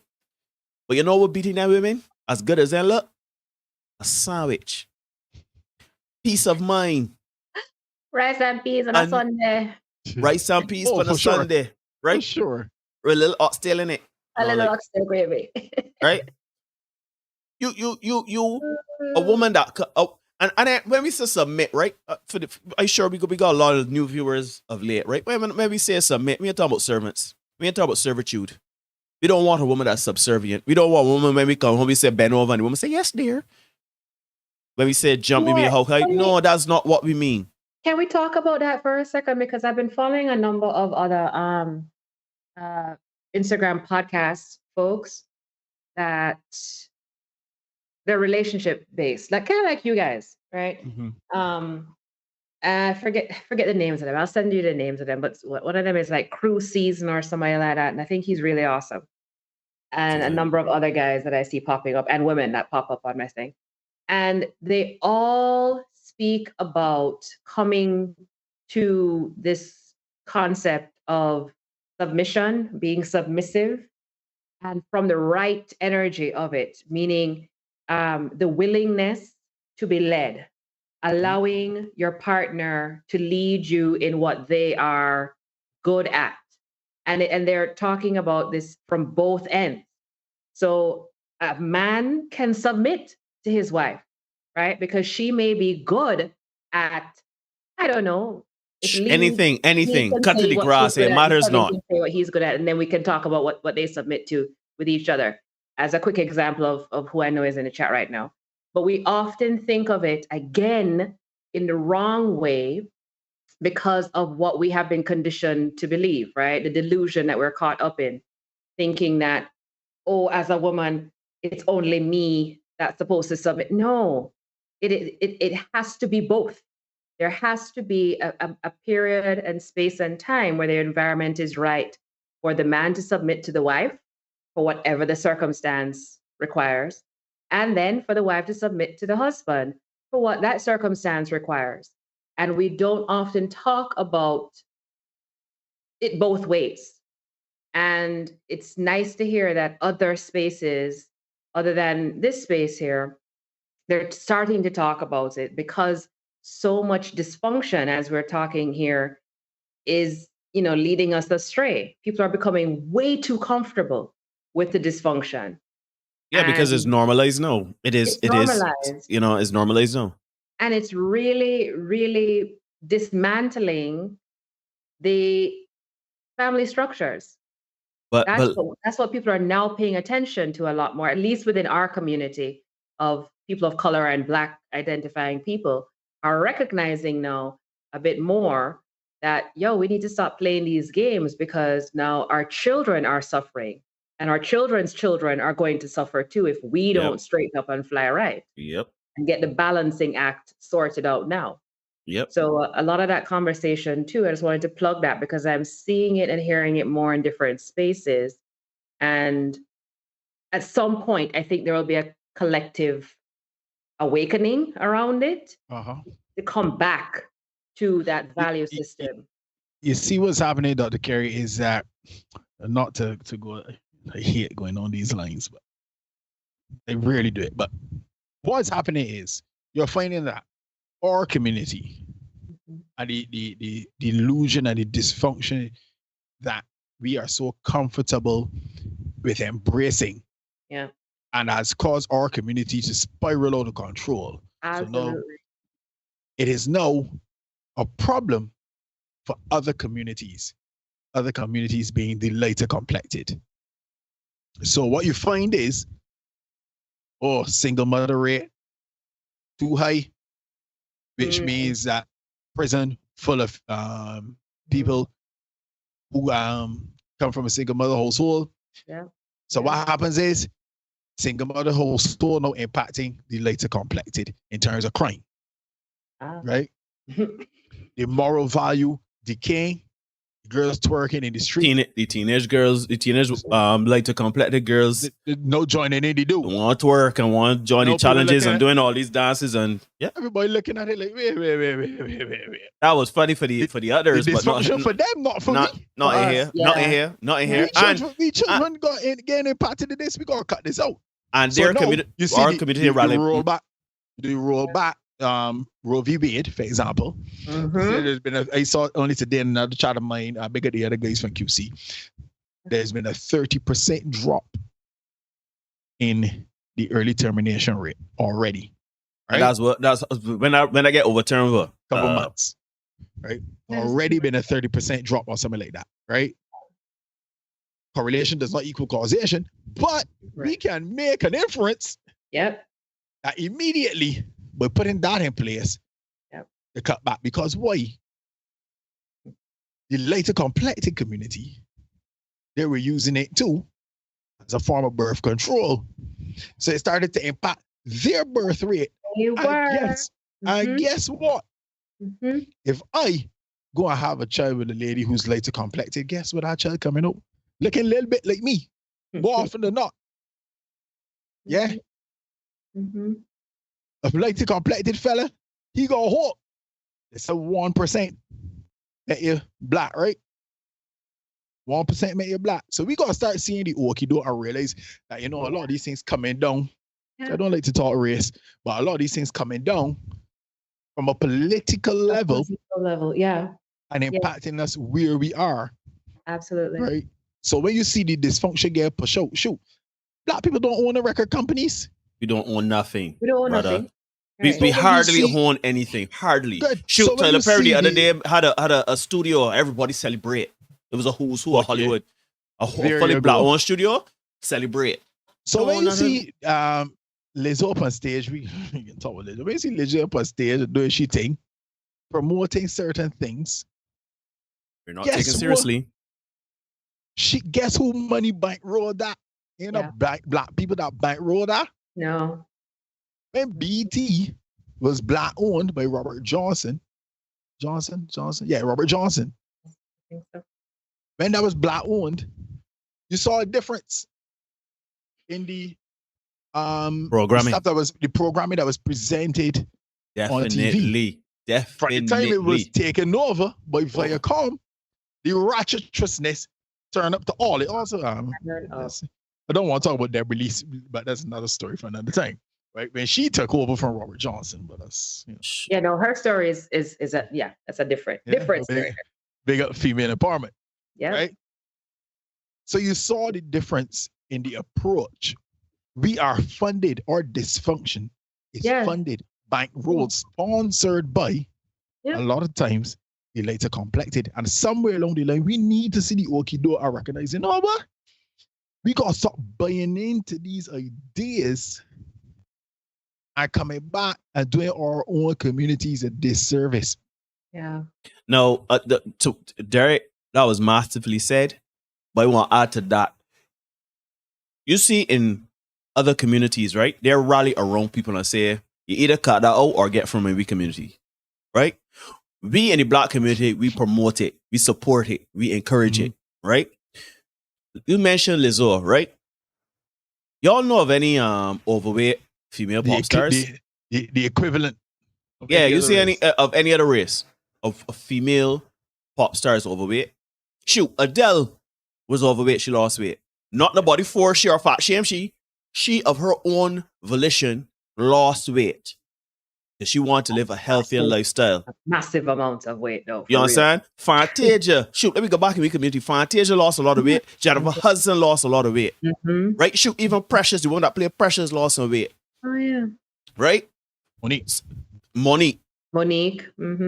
Then all of a sudden, when you hear in some corners, you're hearing, then people don't like them image, boy. Black people don't like themselves. You understand? That's fat phobia. You lost weight, you can need gym. Shoot, if you go in the gym, you're fat phobic. Some people will have you believe. The point is that we now live in a society where, scratch that. You make a good point too. Where what I think is happening now, I spoke about the baby with the gun, the monkey with the gun. What is happening is we are seeing, and I mentioned this to Derek, can't remember when, but you're seeing more and more men and women of all communities speaking about the dysfunction and speaking about how your expectations are not matching your effort in this thing. You expect him wife. You expect the husband, you expect him to be treated like a wife and a queen, but you put it out as you performing, essentially. Right? And expected to be rewarded with the house, white picket fence, the husband, the doting, whatever. Right? So a lot more people are coming up and saying, here, Tune, right? This ain't making sense. When the women want this, when the women that, man, you need to do this, that, the next, the third. So I think what is happening is, at some point, the people that want to do the righteousness, we just left them in the corner. Yeah, do your thing. And when you come, men ain't a good. We need a good man. We get like, all right, we know you. Go from your place. We need to take you serious. Go and play with the gun, you little foolish girl or boy. You know what I mean? Like, go and do your thing somewhere else. And the people that are serious and filled with intent and purpose to actually have the life that they want in a relationship, a healthy, committed relationship, they can actually be doing what I think would be the work and be more cognizant of certain things. Well, I think that shift has taken place. Yeah, that's what I'm saying. I see that happening. However, what I still think is, the shift is here. What I still think is part and parcel of the issue is the collective level of emotional maturity that is lacking, right? The ability to be discerning is like out the door. And apparently people feel that when you exercise emotional intelligence, emotional maturity, and you are being discerning about who you spend time with, even if it's just on friendship levels, that you're apparently being classist, right? That you think you're better than. Elitist. And I say that because I've experienced that. People have tagged me as that way. But I honestly cannot be with spending my time with people who are not elevating me. If you aren't teaching me something, then what is the point of us exchanging space and time? And if I can't help you to do something better in your life, then it don't make no sense. But much less to think about, and that is just like on a friendship level, much less to think about engaging with someone to be a partner to and partner for. If I can't have your back, willingly have your back, and you don't willingly have my back, then why are we wasting time? But and people feel as if they need to your point about acting like a wife or acting like a husband, people are doing those things with the wrong people. That it's going to change that person to become what they believe that person should be.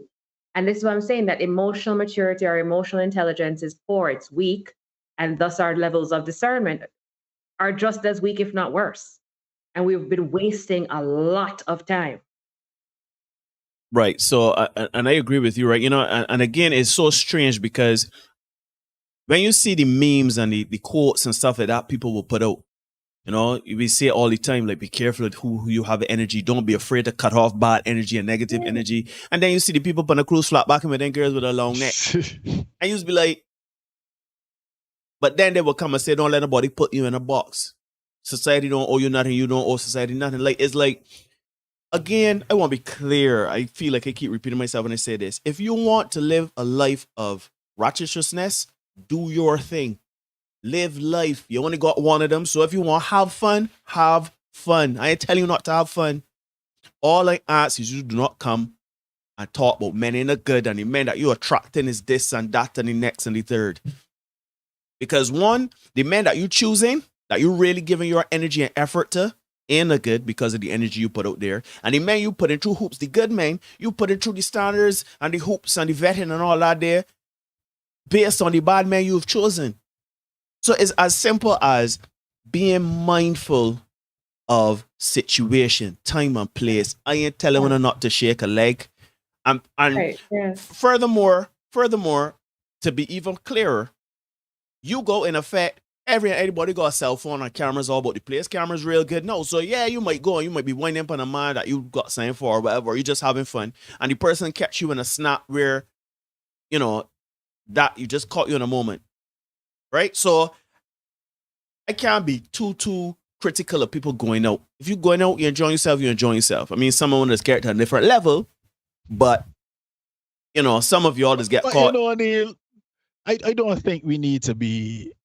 Let me not dipsy do that, because we all know there's a difference between a woman going out, dancing with she man, even pooching back and walking up with she man. And some of the things we be seeing. Some of the things that we seeing on Beijing too.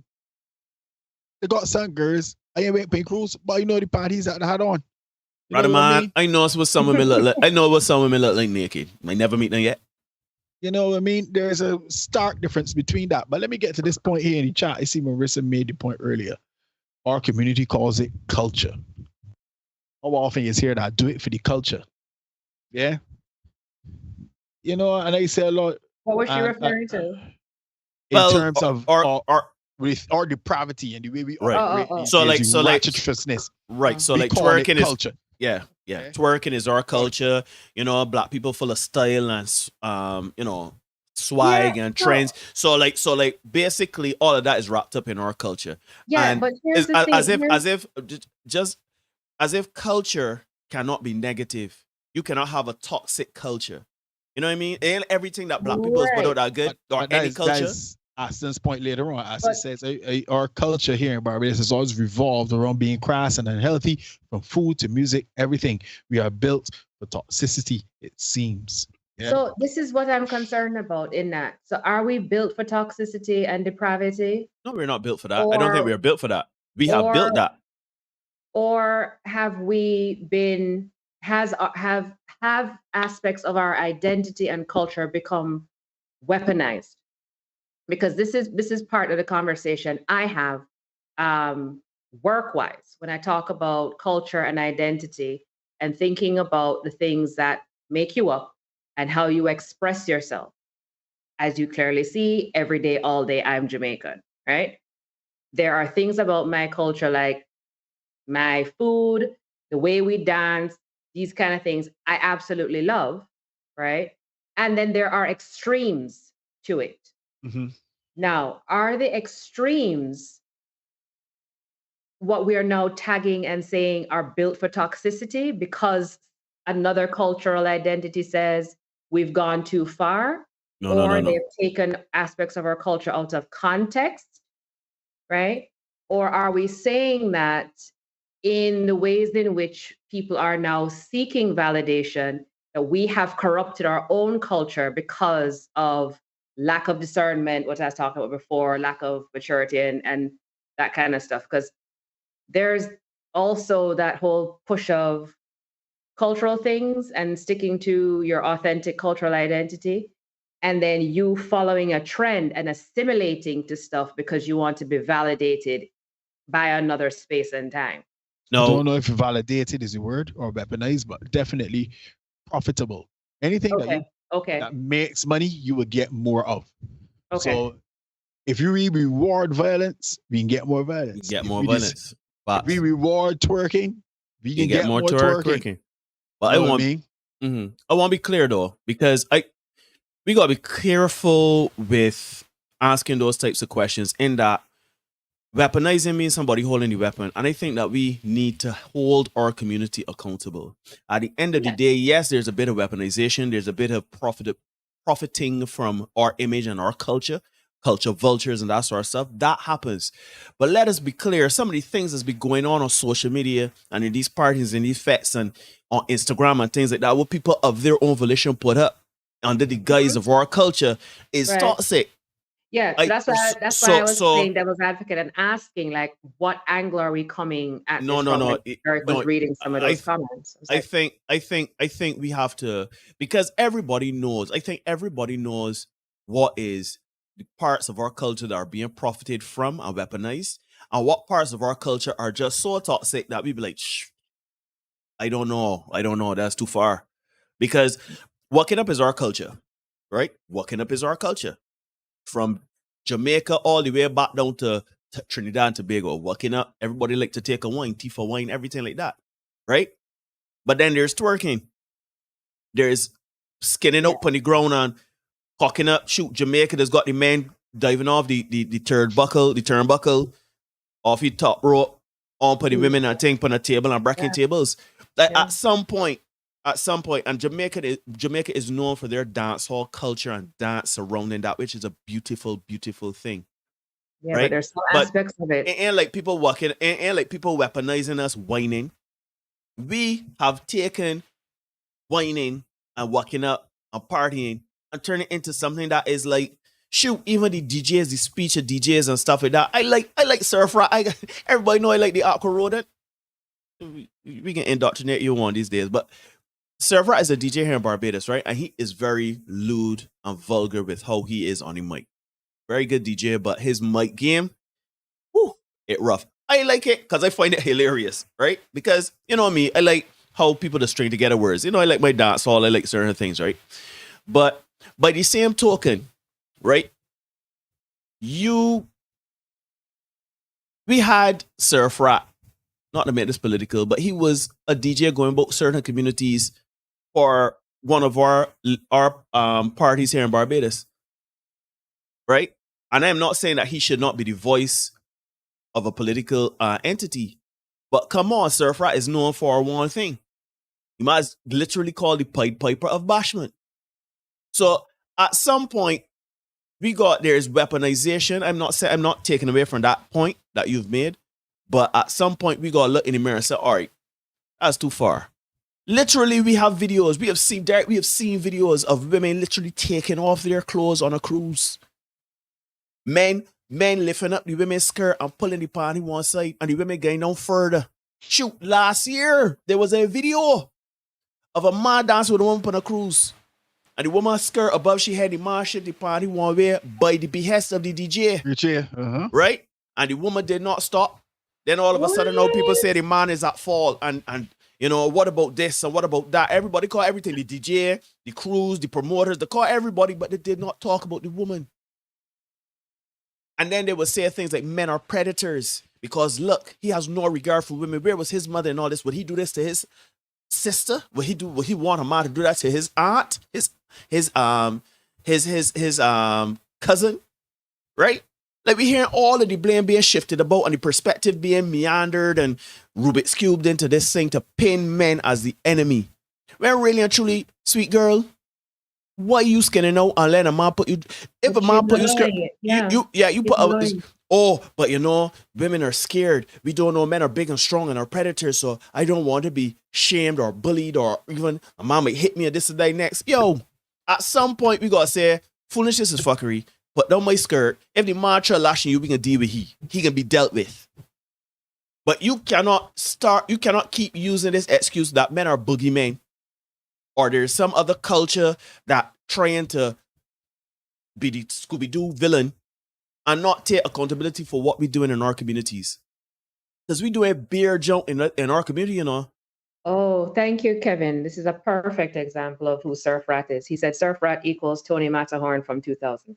Exactly. Perfect. That's actually quite right? But we have to take responsibility. We are a culture. We are a people that always looking to assign blame to somebody else. We in a problem, it gotta be somebody else's fault. Either the white man, either the government, the system, farm, man, whatever it is, we always are, oh, he got power over me, he's my boss, or he trying to keep me down. We always we love an underdog story. We always like strife. But you see, I think that is foolishness, right? I think it is absolutely foolish for us to consistently be out here in these streets and doing what we do and then turn around and say, oh, well, I did that because I'm oppressed at home. My husband doesn't allow me to go out. I didn't start dating until late in life. Like, what? You're trying to tell me. You here right now, you have choice and it's power. everybody's fault. Agency. Right. So and this is what you're drawing straws with? So watch. And that you dated late? You at 18 years old started dating. Not 10. Somewhere around there. You early 20s. 18. You started dating Corey Hardrick. This man wife you up. You had children with this man. And all of a sudden now it hit you at 45. Now you don't know what it's like to be dated. So now you want to do what? You want to go in the street at 45 as a mother of 2 or 3 or how much ever as a divorcee. But it makes no sense. It makes absolutely.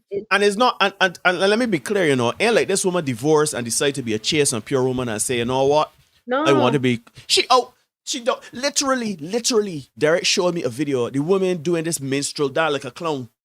Literally on TikTok or Instagram, she is dancing like she is, I could only call a minstrel or a clown. A dancing monkey. And they like, was she this is what the midlife crisis look like. Here's the thing. Dating, what is the definition of dating? Is dating now? Don't Dipsy do that. I'm asking you a question. So I'm wondering, what is her definition of dating? Is it I can't ask you what's her definition. Purpose. She got answers her purpose for dating. Validation. Yeah, because if it's playing the field, because it sounds like he wants to play the field. Yeah, she wants to play the field. Right. But you can't do no better than the thing about it is, right? Corey Hardrick. I say all the time, right? We're just doing it backwards. I just don't understand Corey Hardrick. You could do a lot worse than Corey. To get married. Got women that trained to get married. She was married. I know she tried to get back in the streets. It is the most fascinating thing, and she's going to find out very, very quickly. I think she's going to find out that they're not out here for you. I remember months ago, Ramel Hall messaged me. Ramel, we were talking, and Ramel said to me, 40s dating is not for 40-year-olds. It's not for 40-year-olds. Dating is for young people. That's a young man's game, boy. Dating is a young people game here. We out here in these streets. You think there's 3 of us out here, we are married. Derek was married, but none of we are married out here. You think this where we want to be? You think we out here living hype on the hog in the streets? You think that not me. If I went ever to go back to myself, I remember when I was a little man, right? In primary school, I used to picture myself with a beard, a car, and a wife. I could grow the beard. That's simple. I got the car downstairs. That easy. Shh. Like, it ain't easy out in these streets. Why would anybody want to ruminate in these streets is beyond me. Yes, you gain validation. Shoot, you look good. Shoot. Women look good. Black women are the best looking women on the planet. I could so. Yes, I bias. The least desired on the dating apps. Make it make sense. Because be more than a physical thing. Because watch right. You look good to all. You are a Bugatti. You look good to all. But you come in with more problems than you're worth. You cost a lot. You're a lot to maintain. As I drive you off the lot, you depreciate by literally hundreds of thousands. Right? Gas mileage is crap. But you look good though. You look good to put in a case in a garage and say, yeah, look, I got two Bugattis. Look the day, look. You can't use it as a daily driver. And it don't make sense. You look good. Right? You say you want to be wives. You're going out there and doing the absolute most.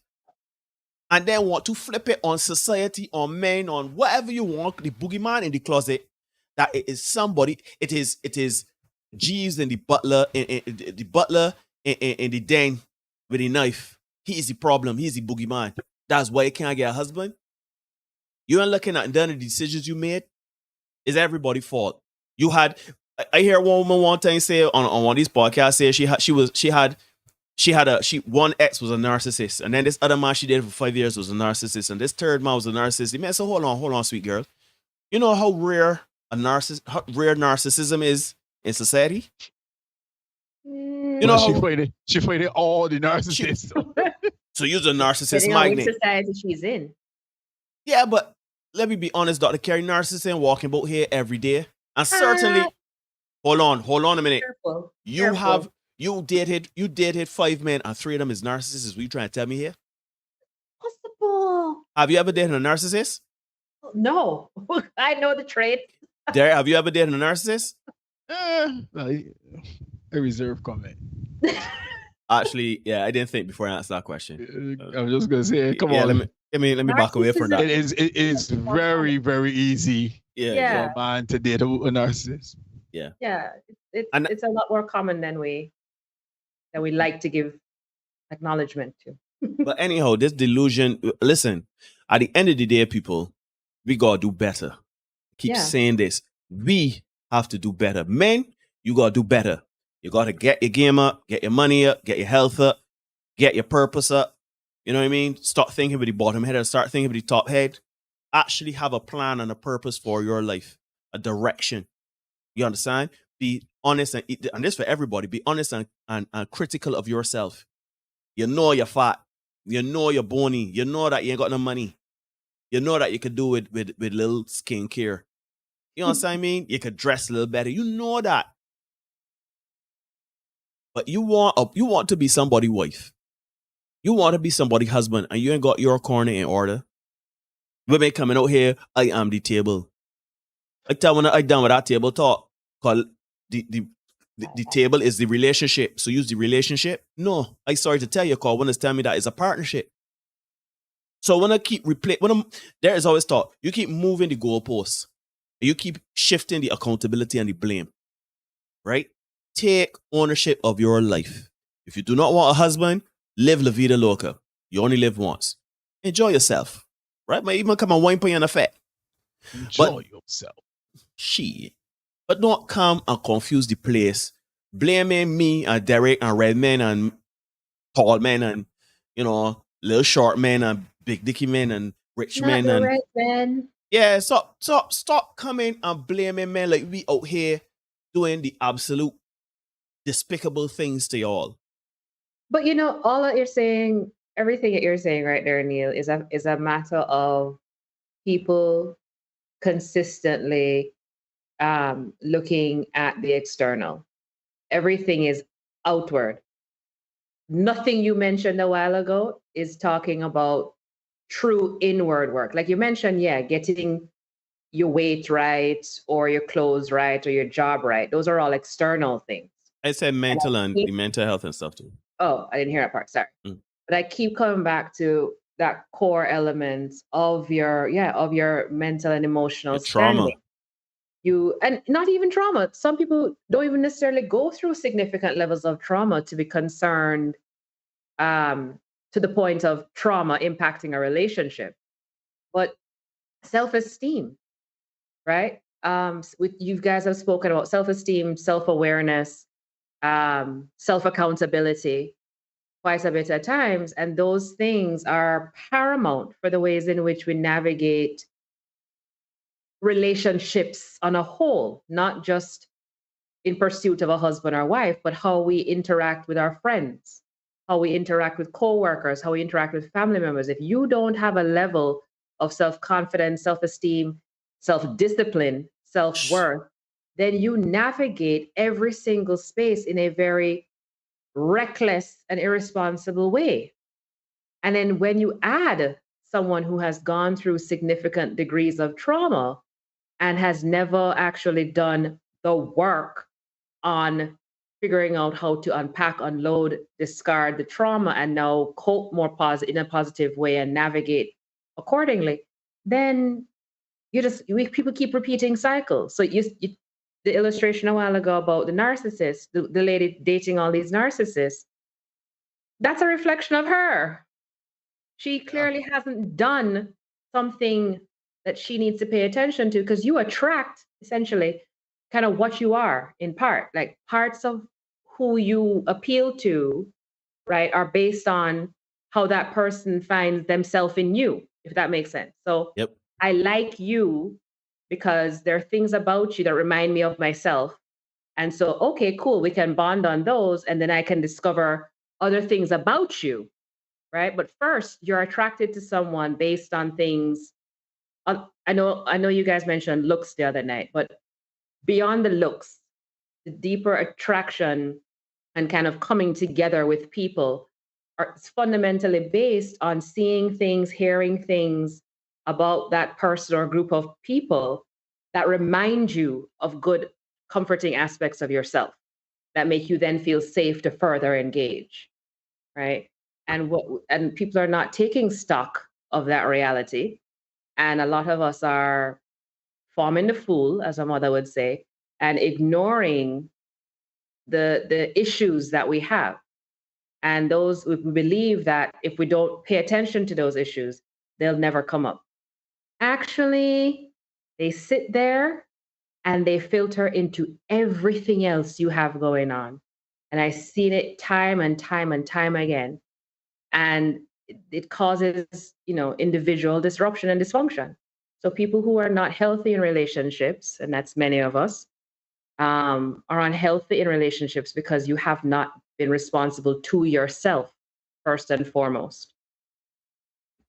You see, that's the hard work. That's the hard work part of it. Very hard work. To Neil's point about, as you said, the physical things or the outward stuff, that stuff is easy to get. And in defense of that point, when you hear the dating shows, that's what we calling it for, Yep. When they call it, say they want a man, the character. God be 6 foot tall, dark, handsome, and got enough money. That's what they're calling in this year. Yep. That's what the women want first, because to them, that is security. Right. Right? Yeah. But to Kevin's point, they don't want a man of strength and character until he's 53 and in the house all alone, but alone himself. That is when you start saying, maybe height isn't so important. Everybody, maybe money ain't so important. Well, maybe enough money ain't so important, because I still want money, but maybe money ain't that important. Or rather, is it more important than character? You know what I mean? Or they do get the man that tall, dark, and handsome and got all this money and all that there. He got them in a rotation, like how P. Diddy had Young Miami in rotation. P.M. and all kind of thing. Then all of a sudden you don't want that life anymore. And you want to come now and get me and Neil to take you on and marry you after you get peed on. No. It's not after you get peed on, Derek. It's after you told the world you got peed on. Yeah. Because let's be clear. as you always say, you know what I mean? You always say, none of we ain't discovering nothing. When we engage women now, the flags we ain't now coming and calling, they say, like MySpace or anything like that. Whenever you just stop putting it out there. You see a red camera, you see a red light, a camera lens in your face, you do any most, right? And then all of a sudden, and that's what you see on Beijing too. Yeah. They tell the light come on, the girls do as the light. Put on a show, right? And that's fine. Put on a show, but certain men when they see you putting on a show, then take you one way because I'm not believing he brand. If I carry you, gonna get on so I carry you staff party and then so you gonna behave. But listen, we's act like we don't know here. We's act like we don't know, or we just know, but we's trying to defend ignorance. Because watch. Once upon a time in Barbados, we had a few discotheques. We had a few dance halls, right? We had a few places that we used to go and shake a leg back in the late 1900s, right? We had places like Arbor Lights. We had places like Club Extreme. We had places like the Penthouse. We had places like the Cactus. Oh God, you had a lot. You had a Cactus too? Cactus International, man. Cactus International, right? Yes. Now, I know for some of the younger audience, all they know what we're talking about. Let me put it into, best example, right? Let me go by today's standard, right? By today's standard, we got Bliss. Everybody know Bliss, right? It Kaduma Bands, we can even do it better. You got Aura. You have what's another one? Crave. You got the one that Kosa, right? Kosa. And then you got Robert's Band. Yeah. Robert's Band is a free band that's come at the end with all the wild people that want to fight and shoot and do all sorts of things, right? Who in here jumping in Robert's Band? Not me. Not me. Not me. As a matter of fact, when they come in the road, I left. I don't even want to be on the side of the road when they come through. But we would love to be in a Kosa. We want to be in a Crave. So at the end of the day, right, we understand what it means to be associated and affiliated with good things, good behavior. Because don't act like, oh, what is good and what is bad. Who is you to be the moral police? Don't bring that there. You understand? We know. Because if you got a child and she flat backing and get she party pulled to the side, right? And for the whole internet to see, you can be like, good girl. No, we know what is good and bad. We know what it means to be associated with good things. If we want to be seen in a good light, years ago, right? Polo was a big thing in Barbados, right? Now, polo was usually associated with the uber rich and affluent in Barbados and a certain hue in Barbados. Polo the clothes or polo the actual sport? The actual sport, right? Mm-hmm. So what they started doing is having polo open to the whole of anybody, the general public, and people start putting on the Sunday best, putting on the. I learned this year, the fascinator. Correct. I learned that right. Fascinator, the dress up, they're going into the nights of Sunday best, Easter Sunday best, right? They dress up and go on the polo because they want to be in the do and in the know. When the picture is snapped, so I'm at polo up Apes Hill and oh look, Biercombe is over there and look at this body is here and there, right? The people that's normally get the polo, then literally coming out their backyard to the polo ground in slippers, pair of wreaths, a t-shirt, and a pair of cut-up pants. Cause them at them. Them come to watch polo, they may come to thing. I asked a woman one time and I saw a picture of her and I asked her, oh, so you like polo and things? She said, polo? I ain't know nothing about polo. I said, so where you going? She said, because that's where everybody's be. That's where the cool name. It's trendy. You just want to be seen in a certain light. But yet still, you will get the polo to be bougie and to look a certain sort of way. But then, stushus, and you then all of a sudden out flat back in on a cruise, or you posting, you left it almost out. You ass out on the gram. And then you want some of the same men that is attend and live out by the polo grounds. It literally boggles my mind, yo. That juxtaposition was just wow. Boggles my mind. Do you know how, Derek, you know about them too? So many women that just do and post the most on social media, right? Want to be flued out, want to be at this big hotel and this big restaurant. Everybody's an influencer now, right? Doing as they feel like. You know what these men doing? These men flying them out. And what they doing, Derek? Eating the breads off of them. And they getting pissed on too. Yeah. But not by not a human. So you got to ask yourself, who you really bout? Just admit you bought the clout, you bought the fame, and you bought the money, and you don't care nothing about your self-worth or your value in the dating marketplace. And the streets. But do not. The streets is strong. Don't come and confuse the man. Do not come and confuse the man. Talk about how when the man in the good and when I need to up when the game must step up. Yeah, I agree with you, but step up for who you? Hell no. Hell no. Tia Murray, they like bad. You remember back he did sister when it was a little man? Yeah. See you? I be the Brits, all these twin, yeah. Twin girls look good. White foot one easier. You understand?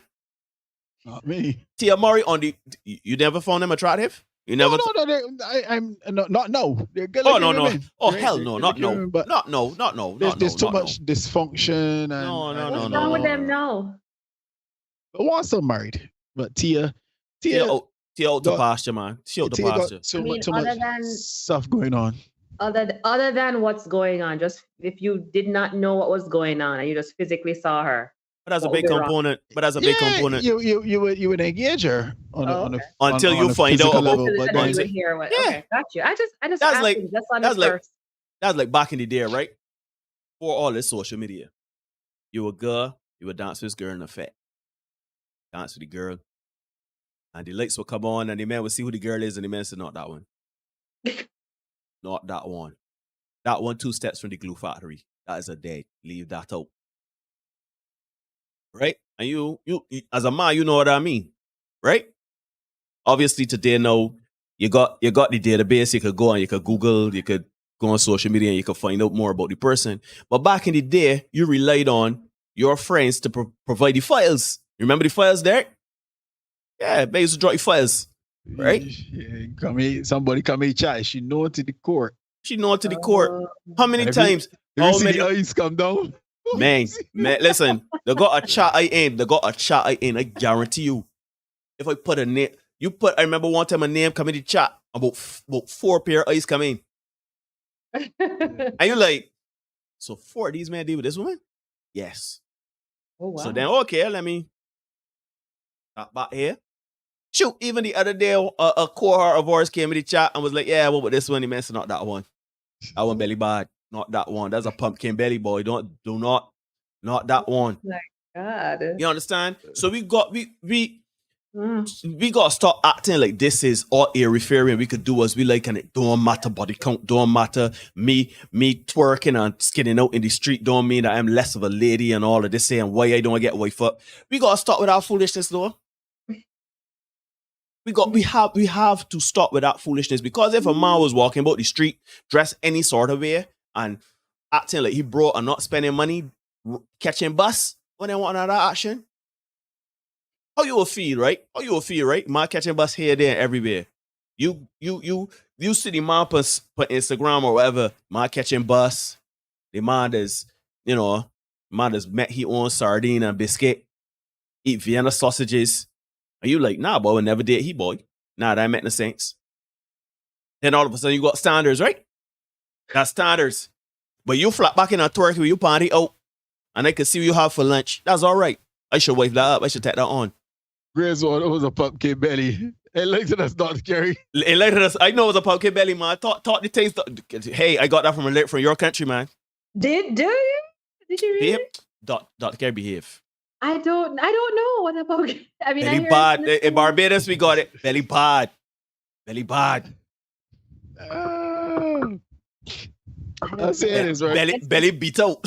I'm guessing it's just you're loose. You're well loose. You know exactly what pumpkin. You come ditch to do people. You know what that pumpkin belly boom. Listen, I'll say this, right? There is a thing going on. There's a video. I was trying to find it, but I can't find the original video. With a girl who essentially says to her TikTok followers, come with me as I prepare to go on a flex and get some bird, right? So she's taking off reapplying whatever she's doing with the makeup and telling us get ready with me, man. How she is going to have her stomach destroyed by this man that she's recently met, engaged 3 weeks now. They've been together, right? Okay. And that's fine. If you want to post that is fine. Here's the problem. You and that man done. Fast forward, she's on big up Ruben, man. I see Ruben. Ruben, man, a good man. So you and that man then, and the next man go on, but you TikTok. I see you taking everybody on a journey As you going. prepare to have your guts destroyed by some random man before him. You could do the when you feel like doing, but at some point you gotta be able to manage the consequences. Yeah, there are consequences for everything. You can't just come out here and do as you like out here in these streets and expect that you can get out unscathed. And poor Tia Maury, she fired the husband, and now she out here all alone by her lonesome self. Yeah, You both here walking off a cliff and vets at their Hannah Bridge. yeah. Folks, it is 9:45. It's in Barbados and the rest of the Eastern Caribbean. Thank you so much for tuning in tonight. It's been a riveting discussion. We went all into dealing with race issues and all kind of thing. And come all the way back around. Ladies, if you've got a good man, hold on to you. Especially as you're going forward, there ain't nothing out here in these streets for you. All it is doggy. I'm sorry to tell you. They gotta say it as it is. Doggy. It's all is doggy. So Doggy the on the street. streets. It's true. God. Doggy That's and bad intentions. That's all out here. They're in the bail all right, Snyder. Nah, You know what? all risk gone. Yeah, so let's just let you know. If you go a fella, don't think that you can sacrifice that 80%, chasing 15. Yeah. Correctly, man. All the risk gone. She from Trinidad. Yeah. Kevin She know. she Yeah. Brilliant, Kevin. Brilliant. It's just all the race gone. Yeah. Here comes the the dance. dance. Anyhow, I gotta send that to you, Dr. Gary. That song. folks, this has been another edition of Senate, and it's episode 260 live stream, a brand new life. If you got a good girl image, keep it, ladies. That is what men will wife up. Yeah. You can ignore reality all you want, but you cannot ignore the consequences of ignoring reality. Neil, myself, Dr. Kerry, we do not make up the rules. We just make sure you know what they are. Be the best version of you for you. Look up for some shorts coming. Neil said that we are back on schedule, so look up for a short tomorrow.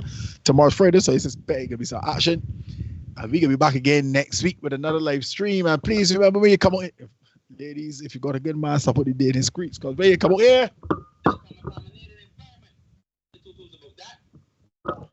remember that. It's a contaminated environment. See you later. Peace.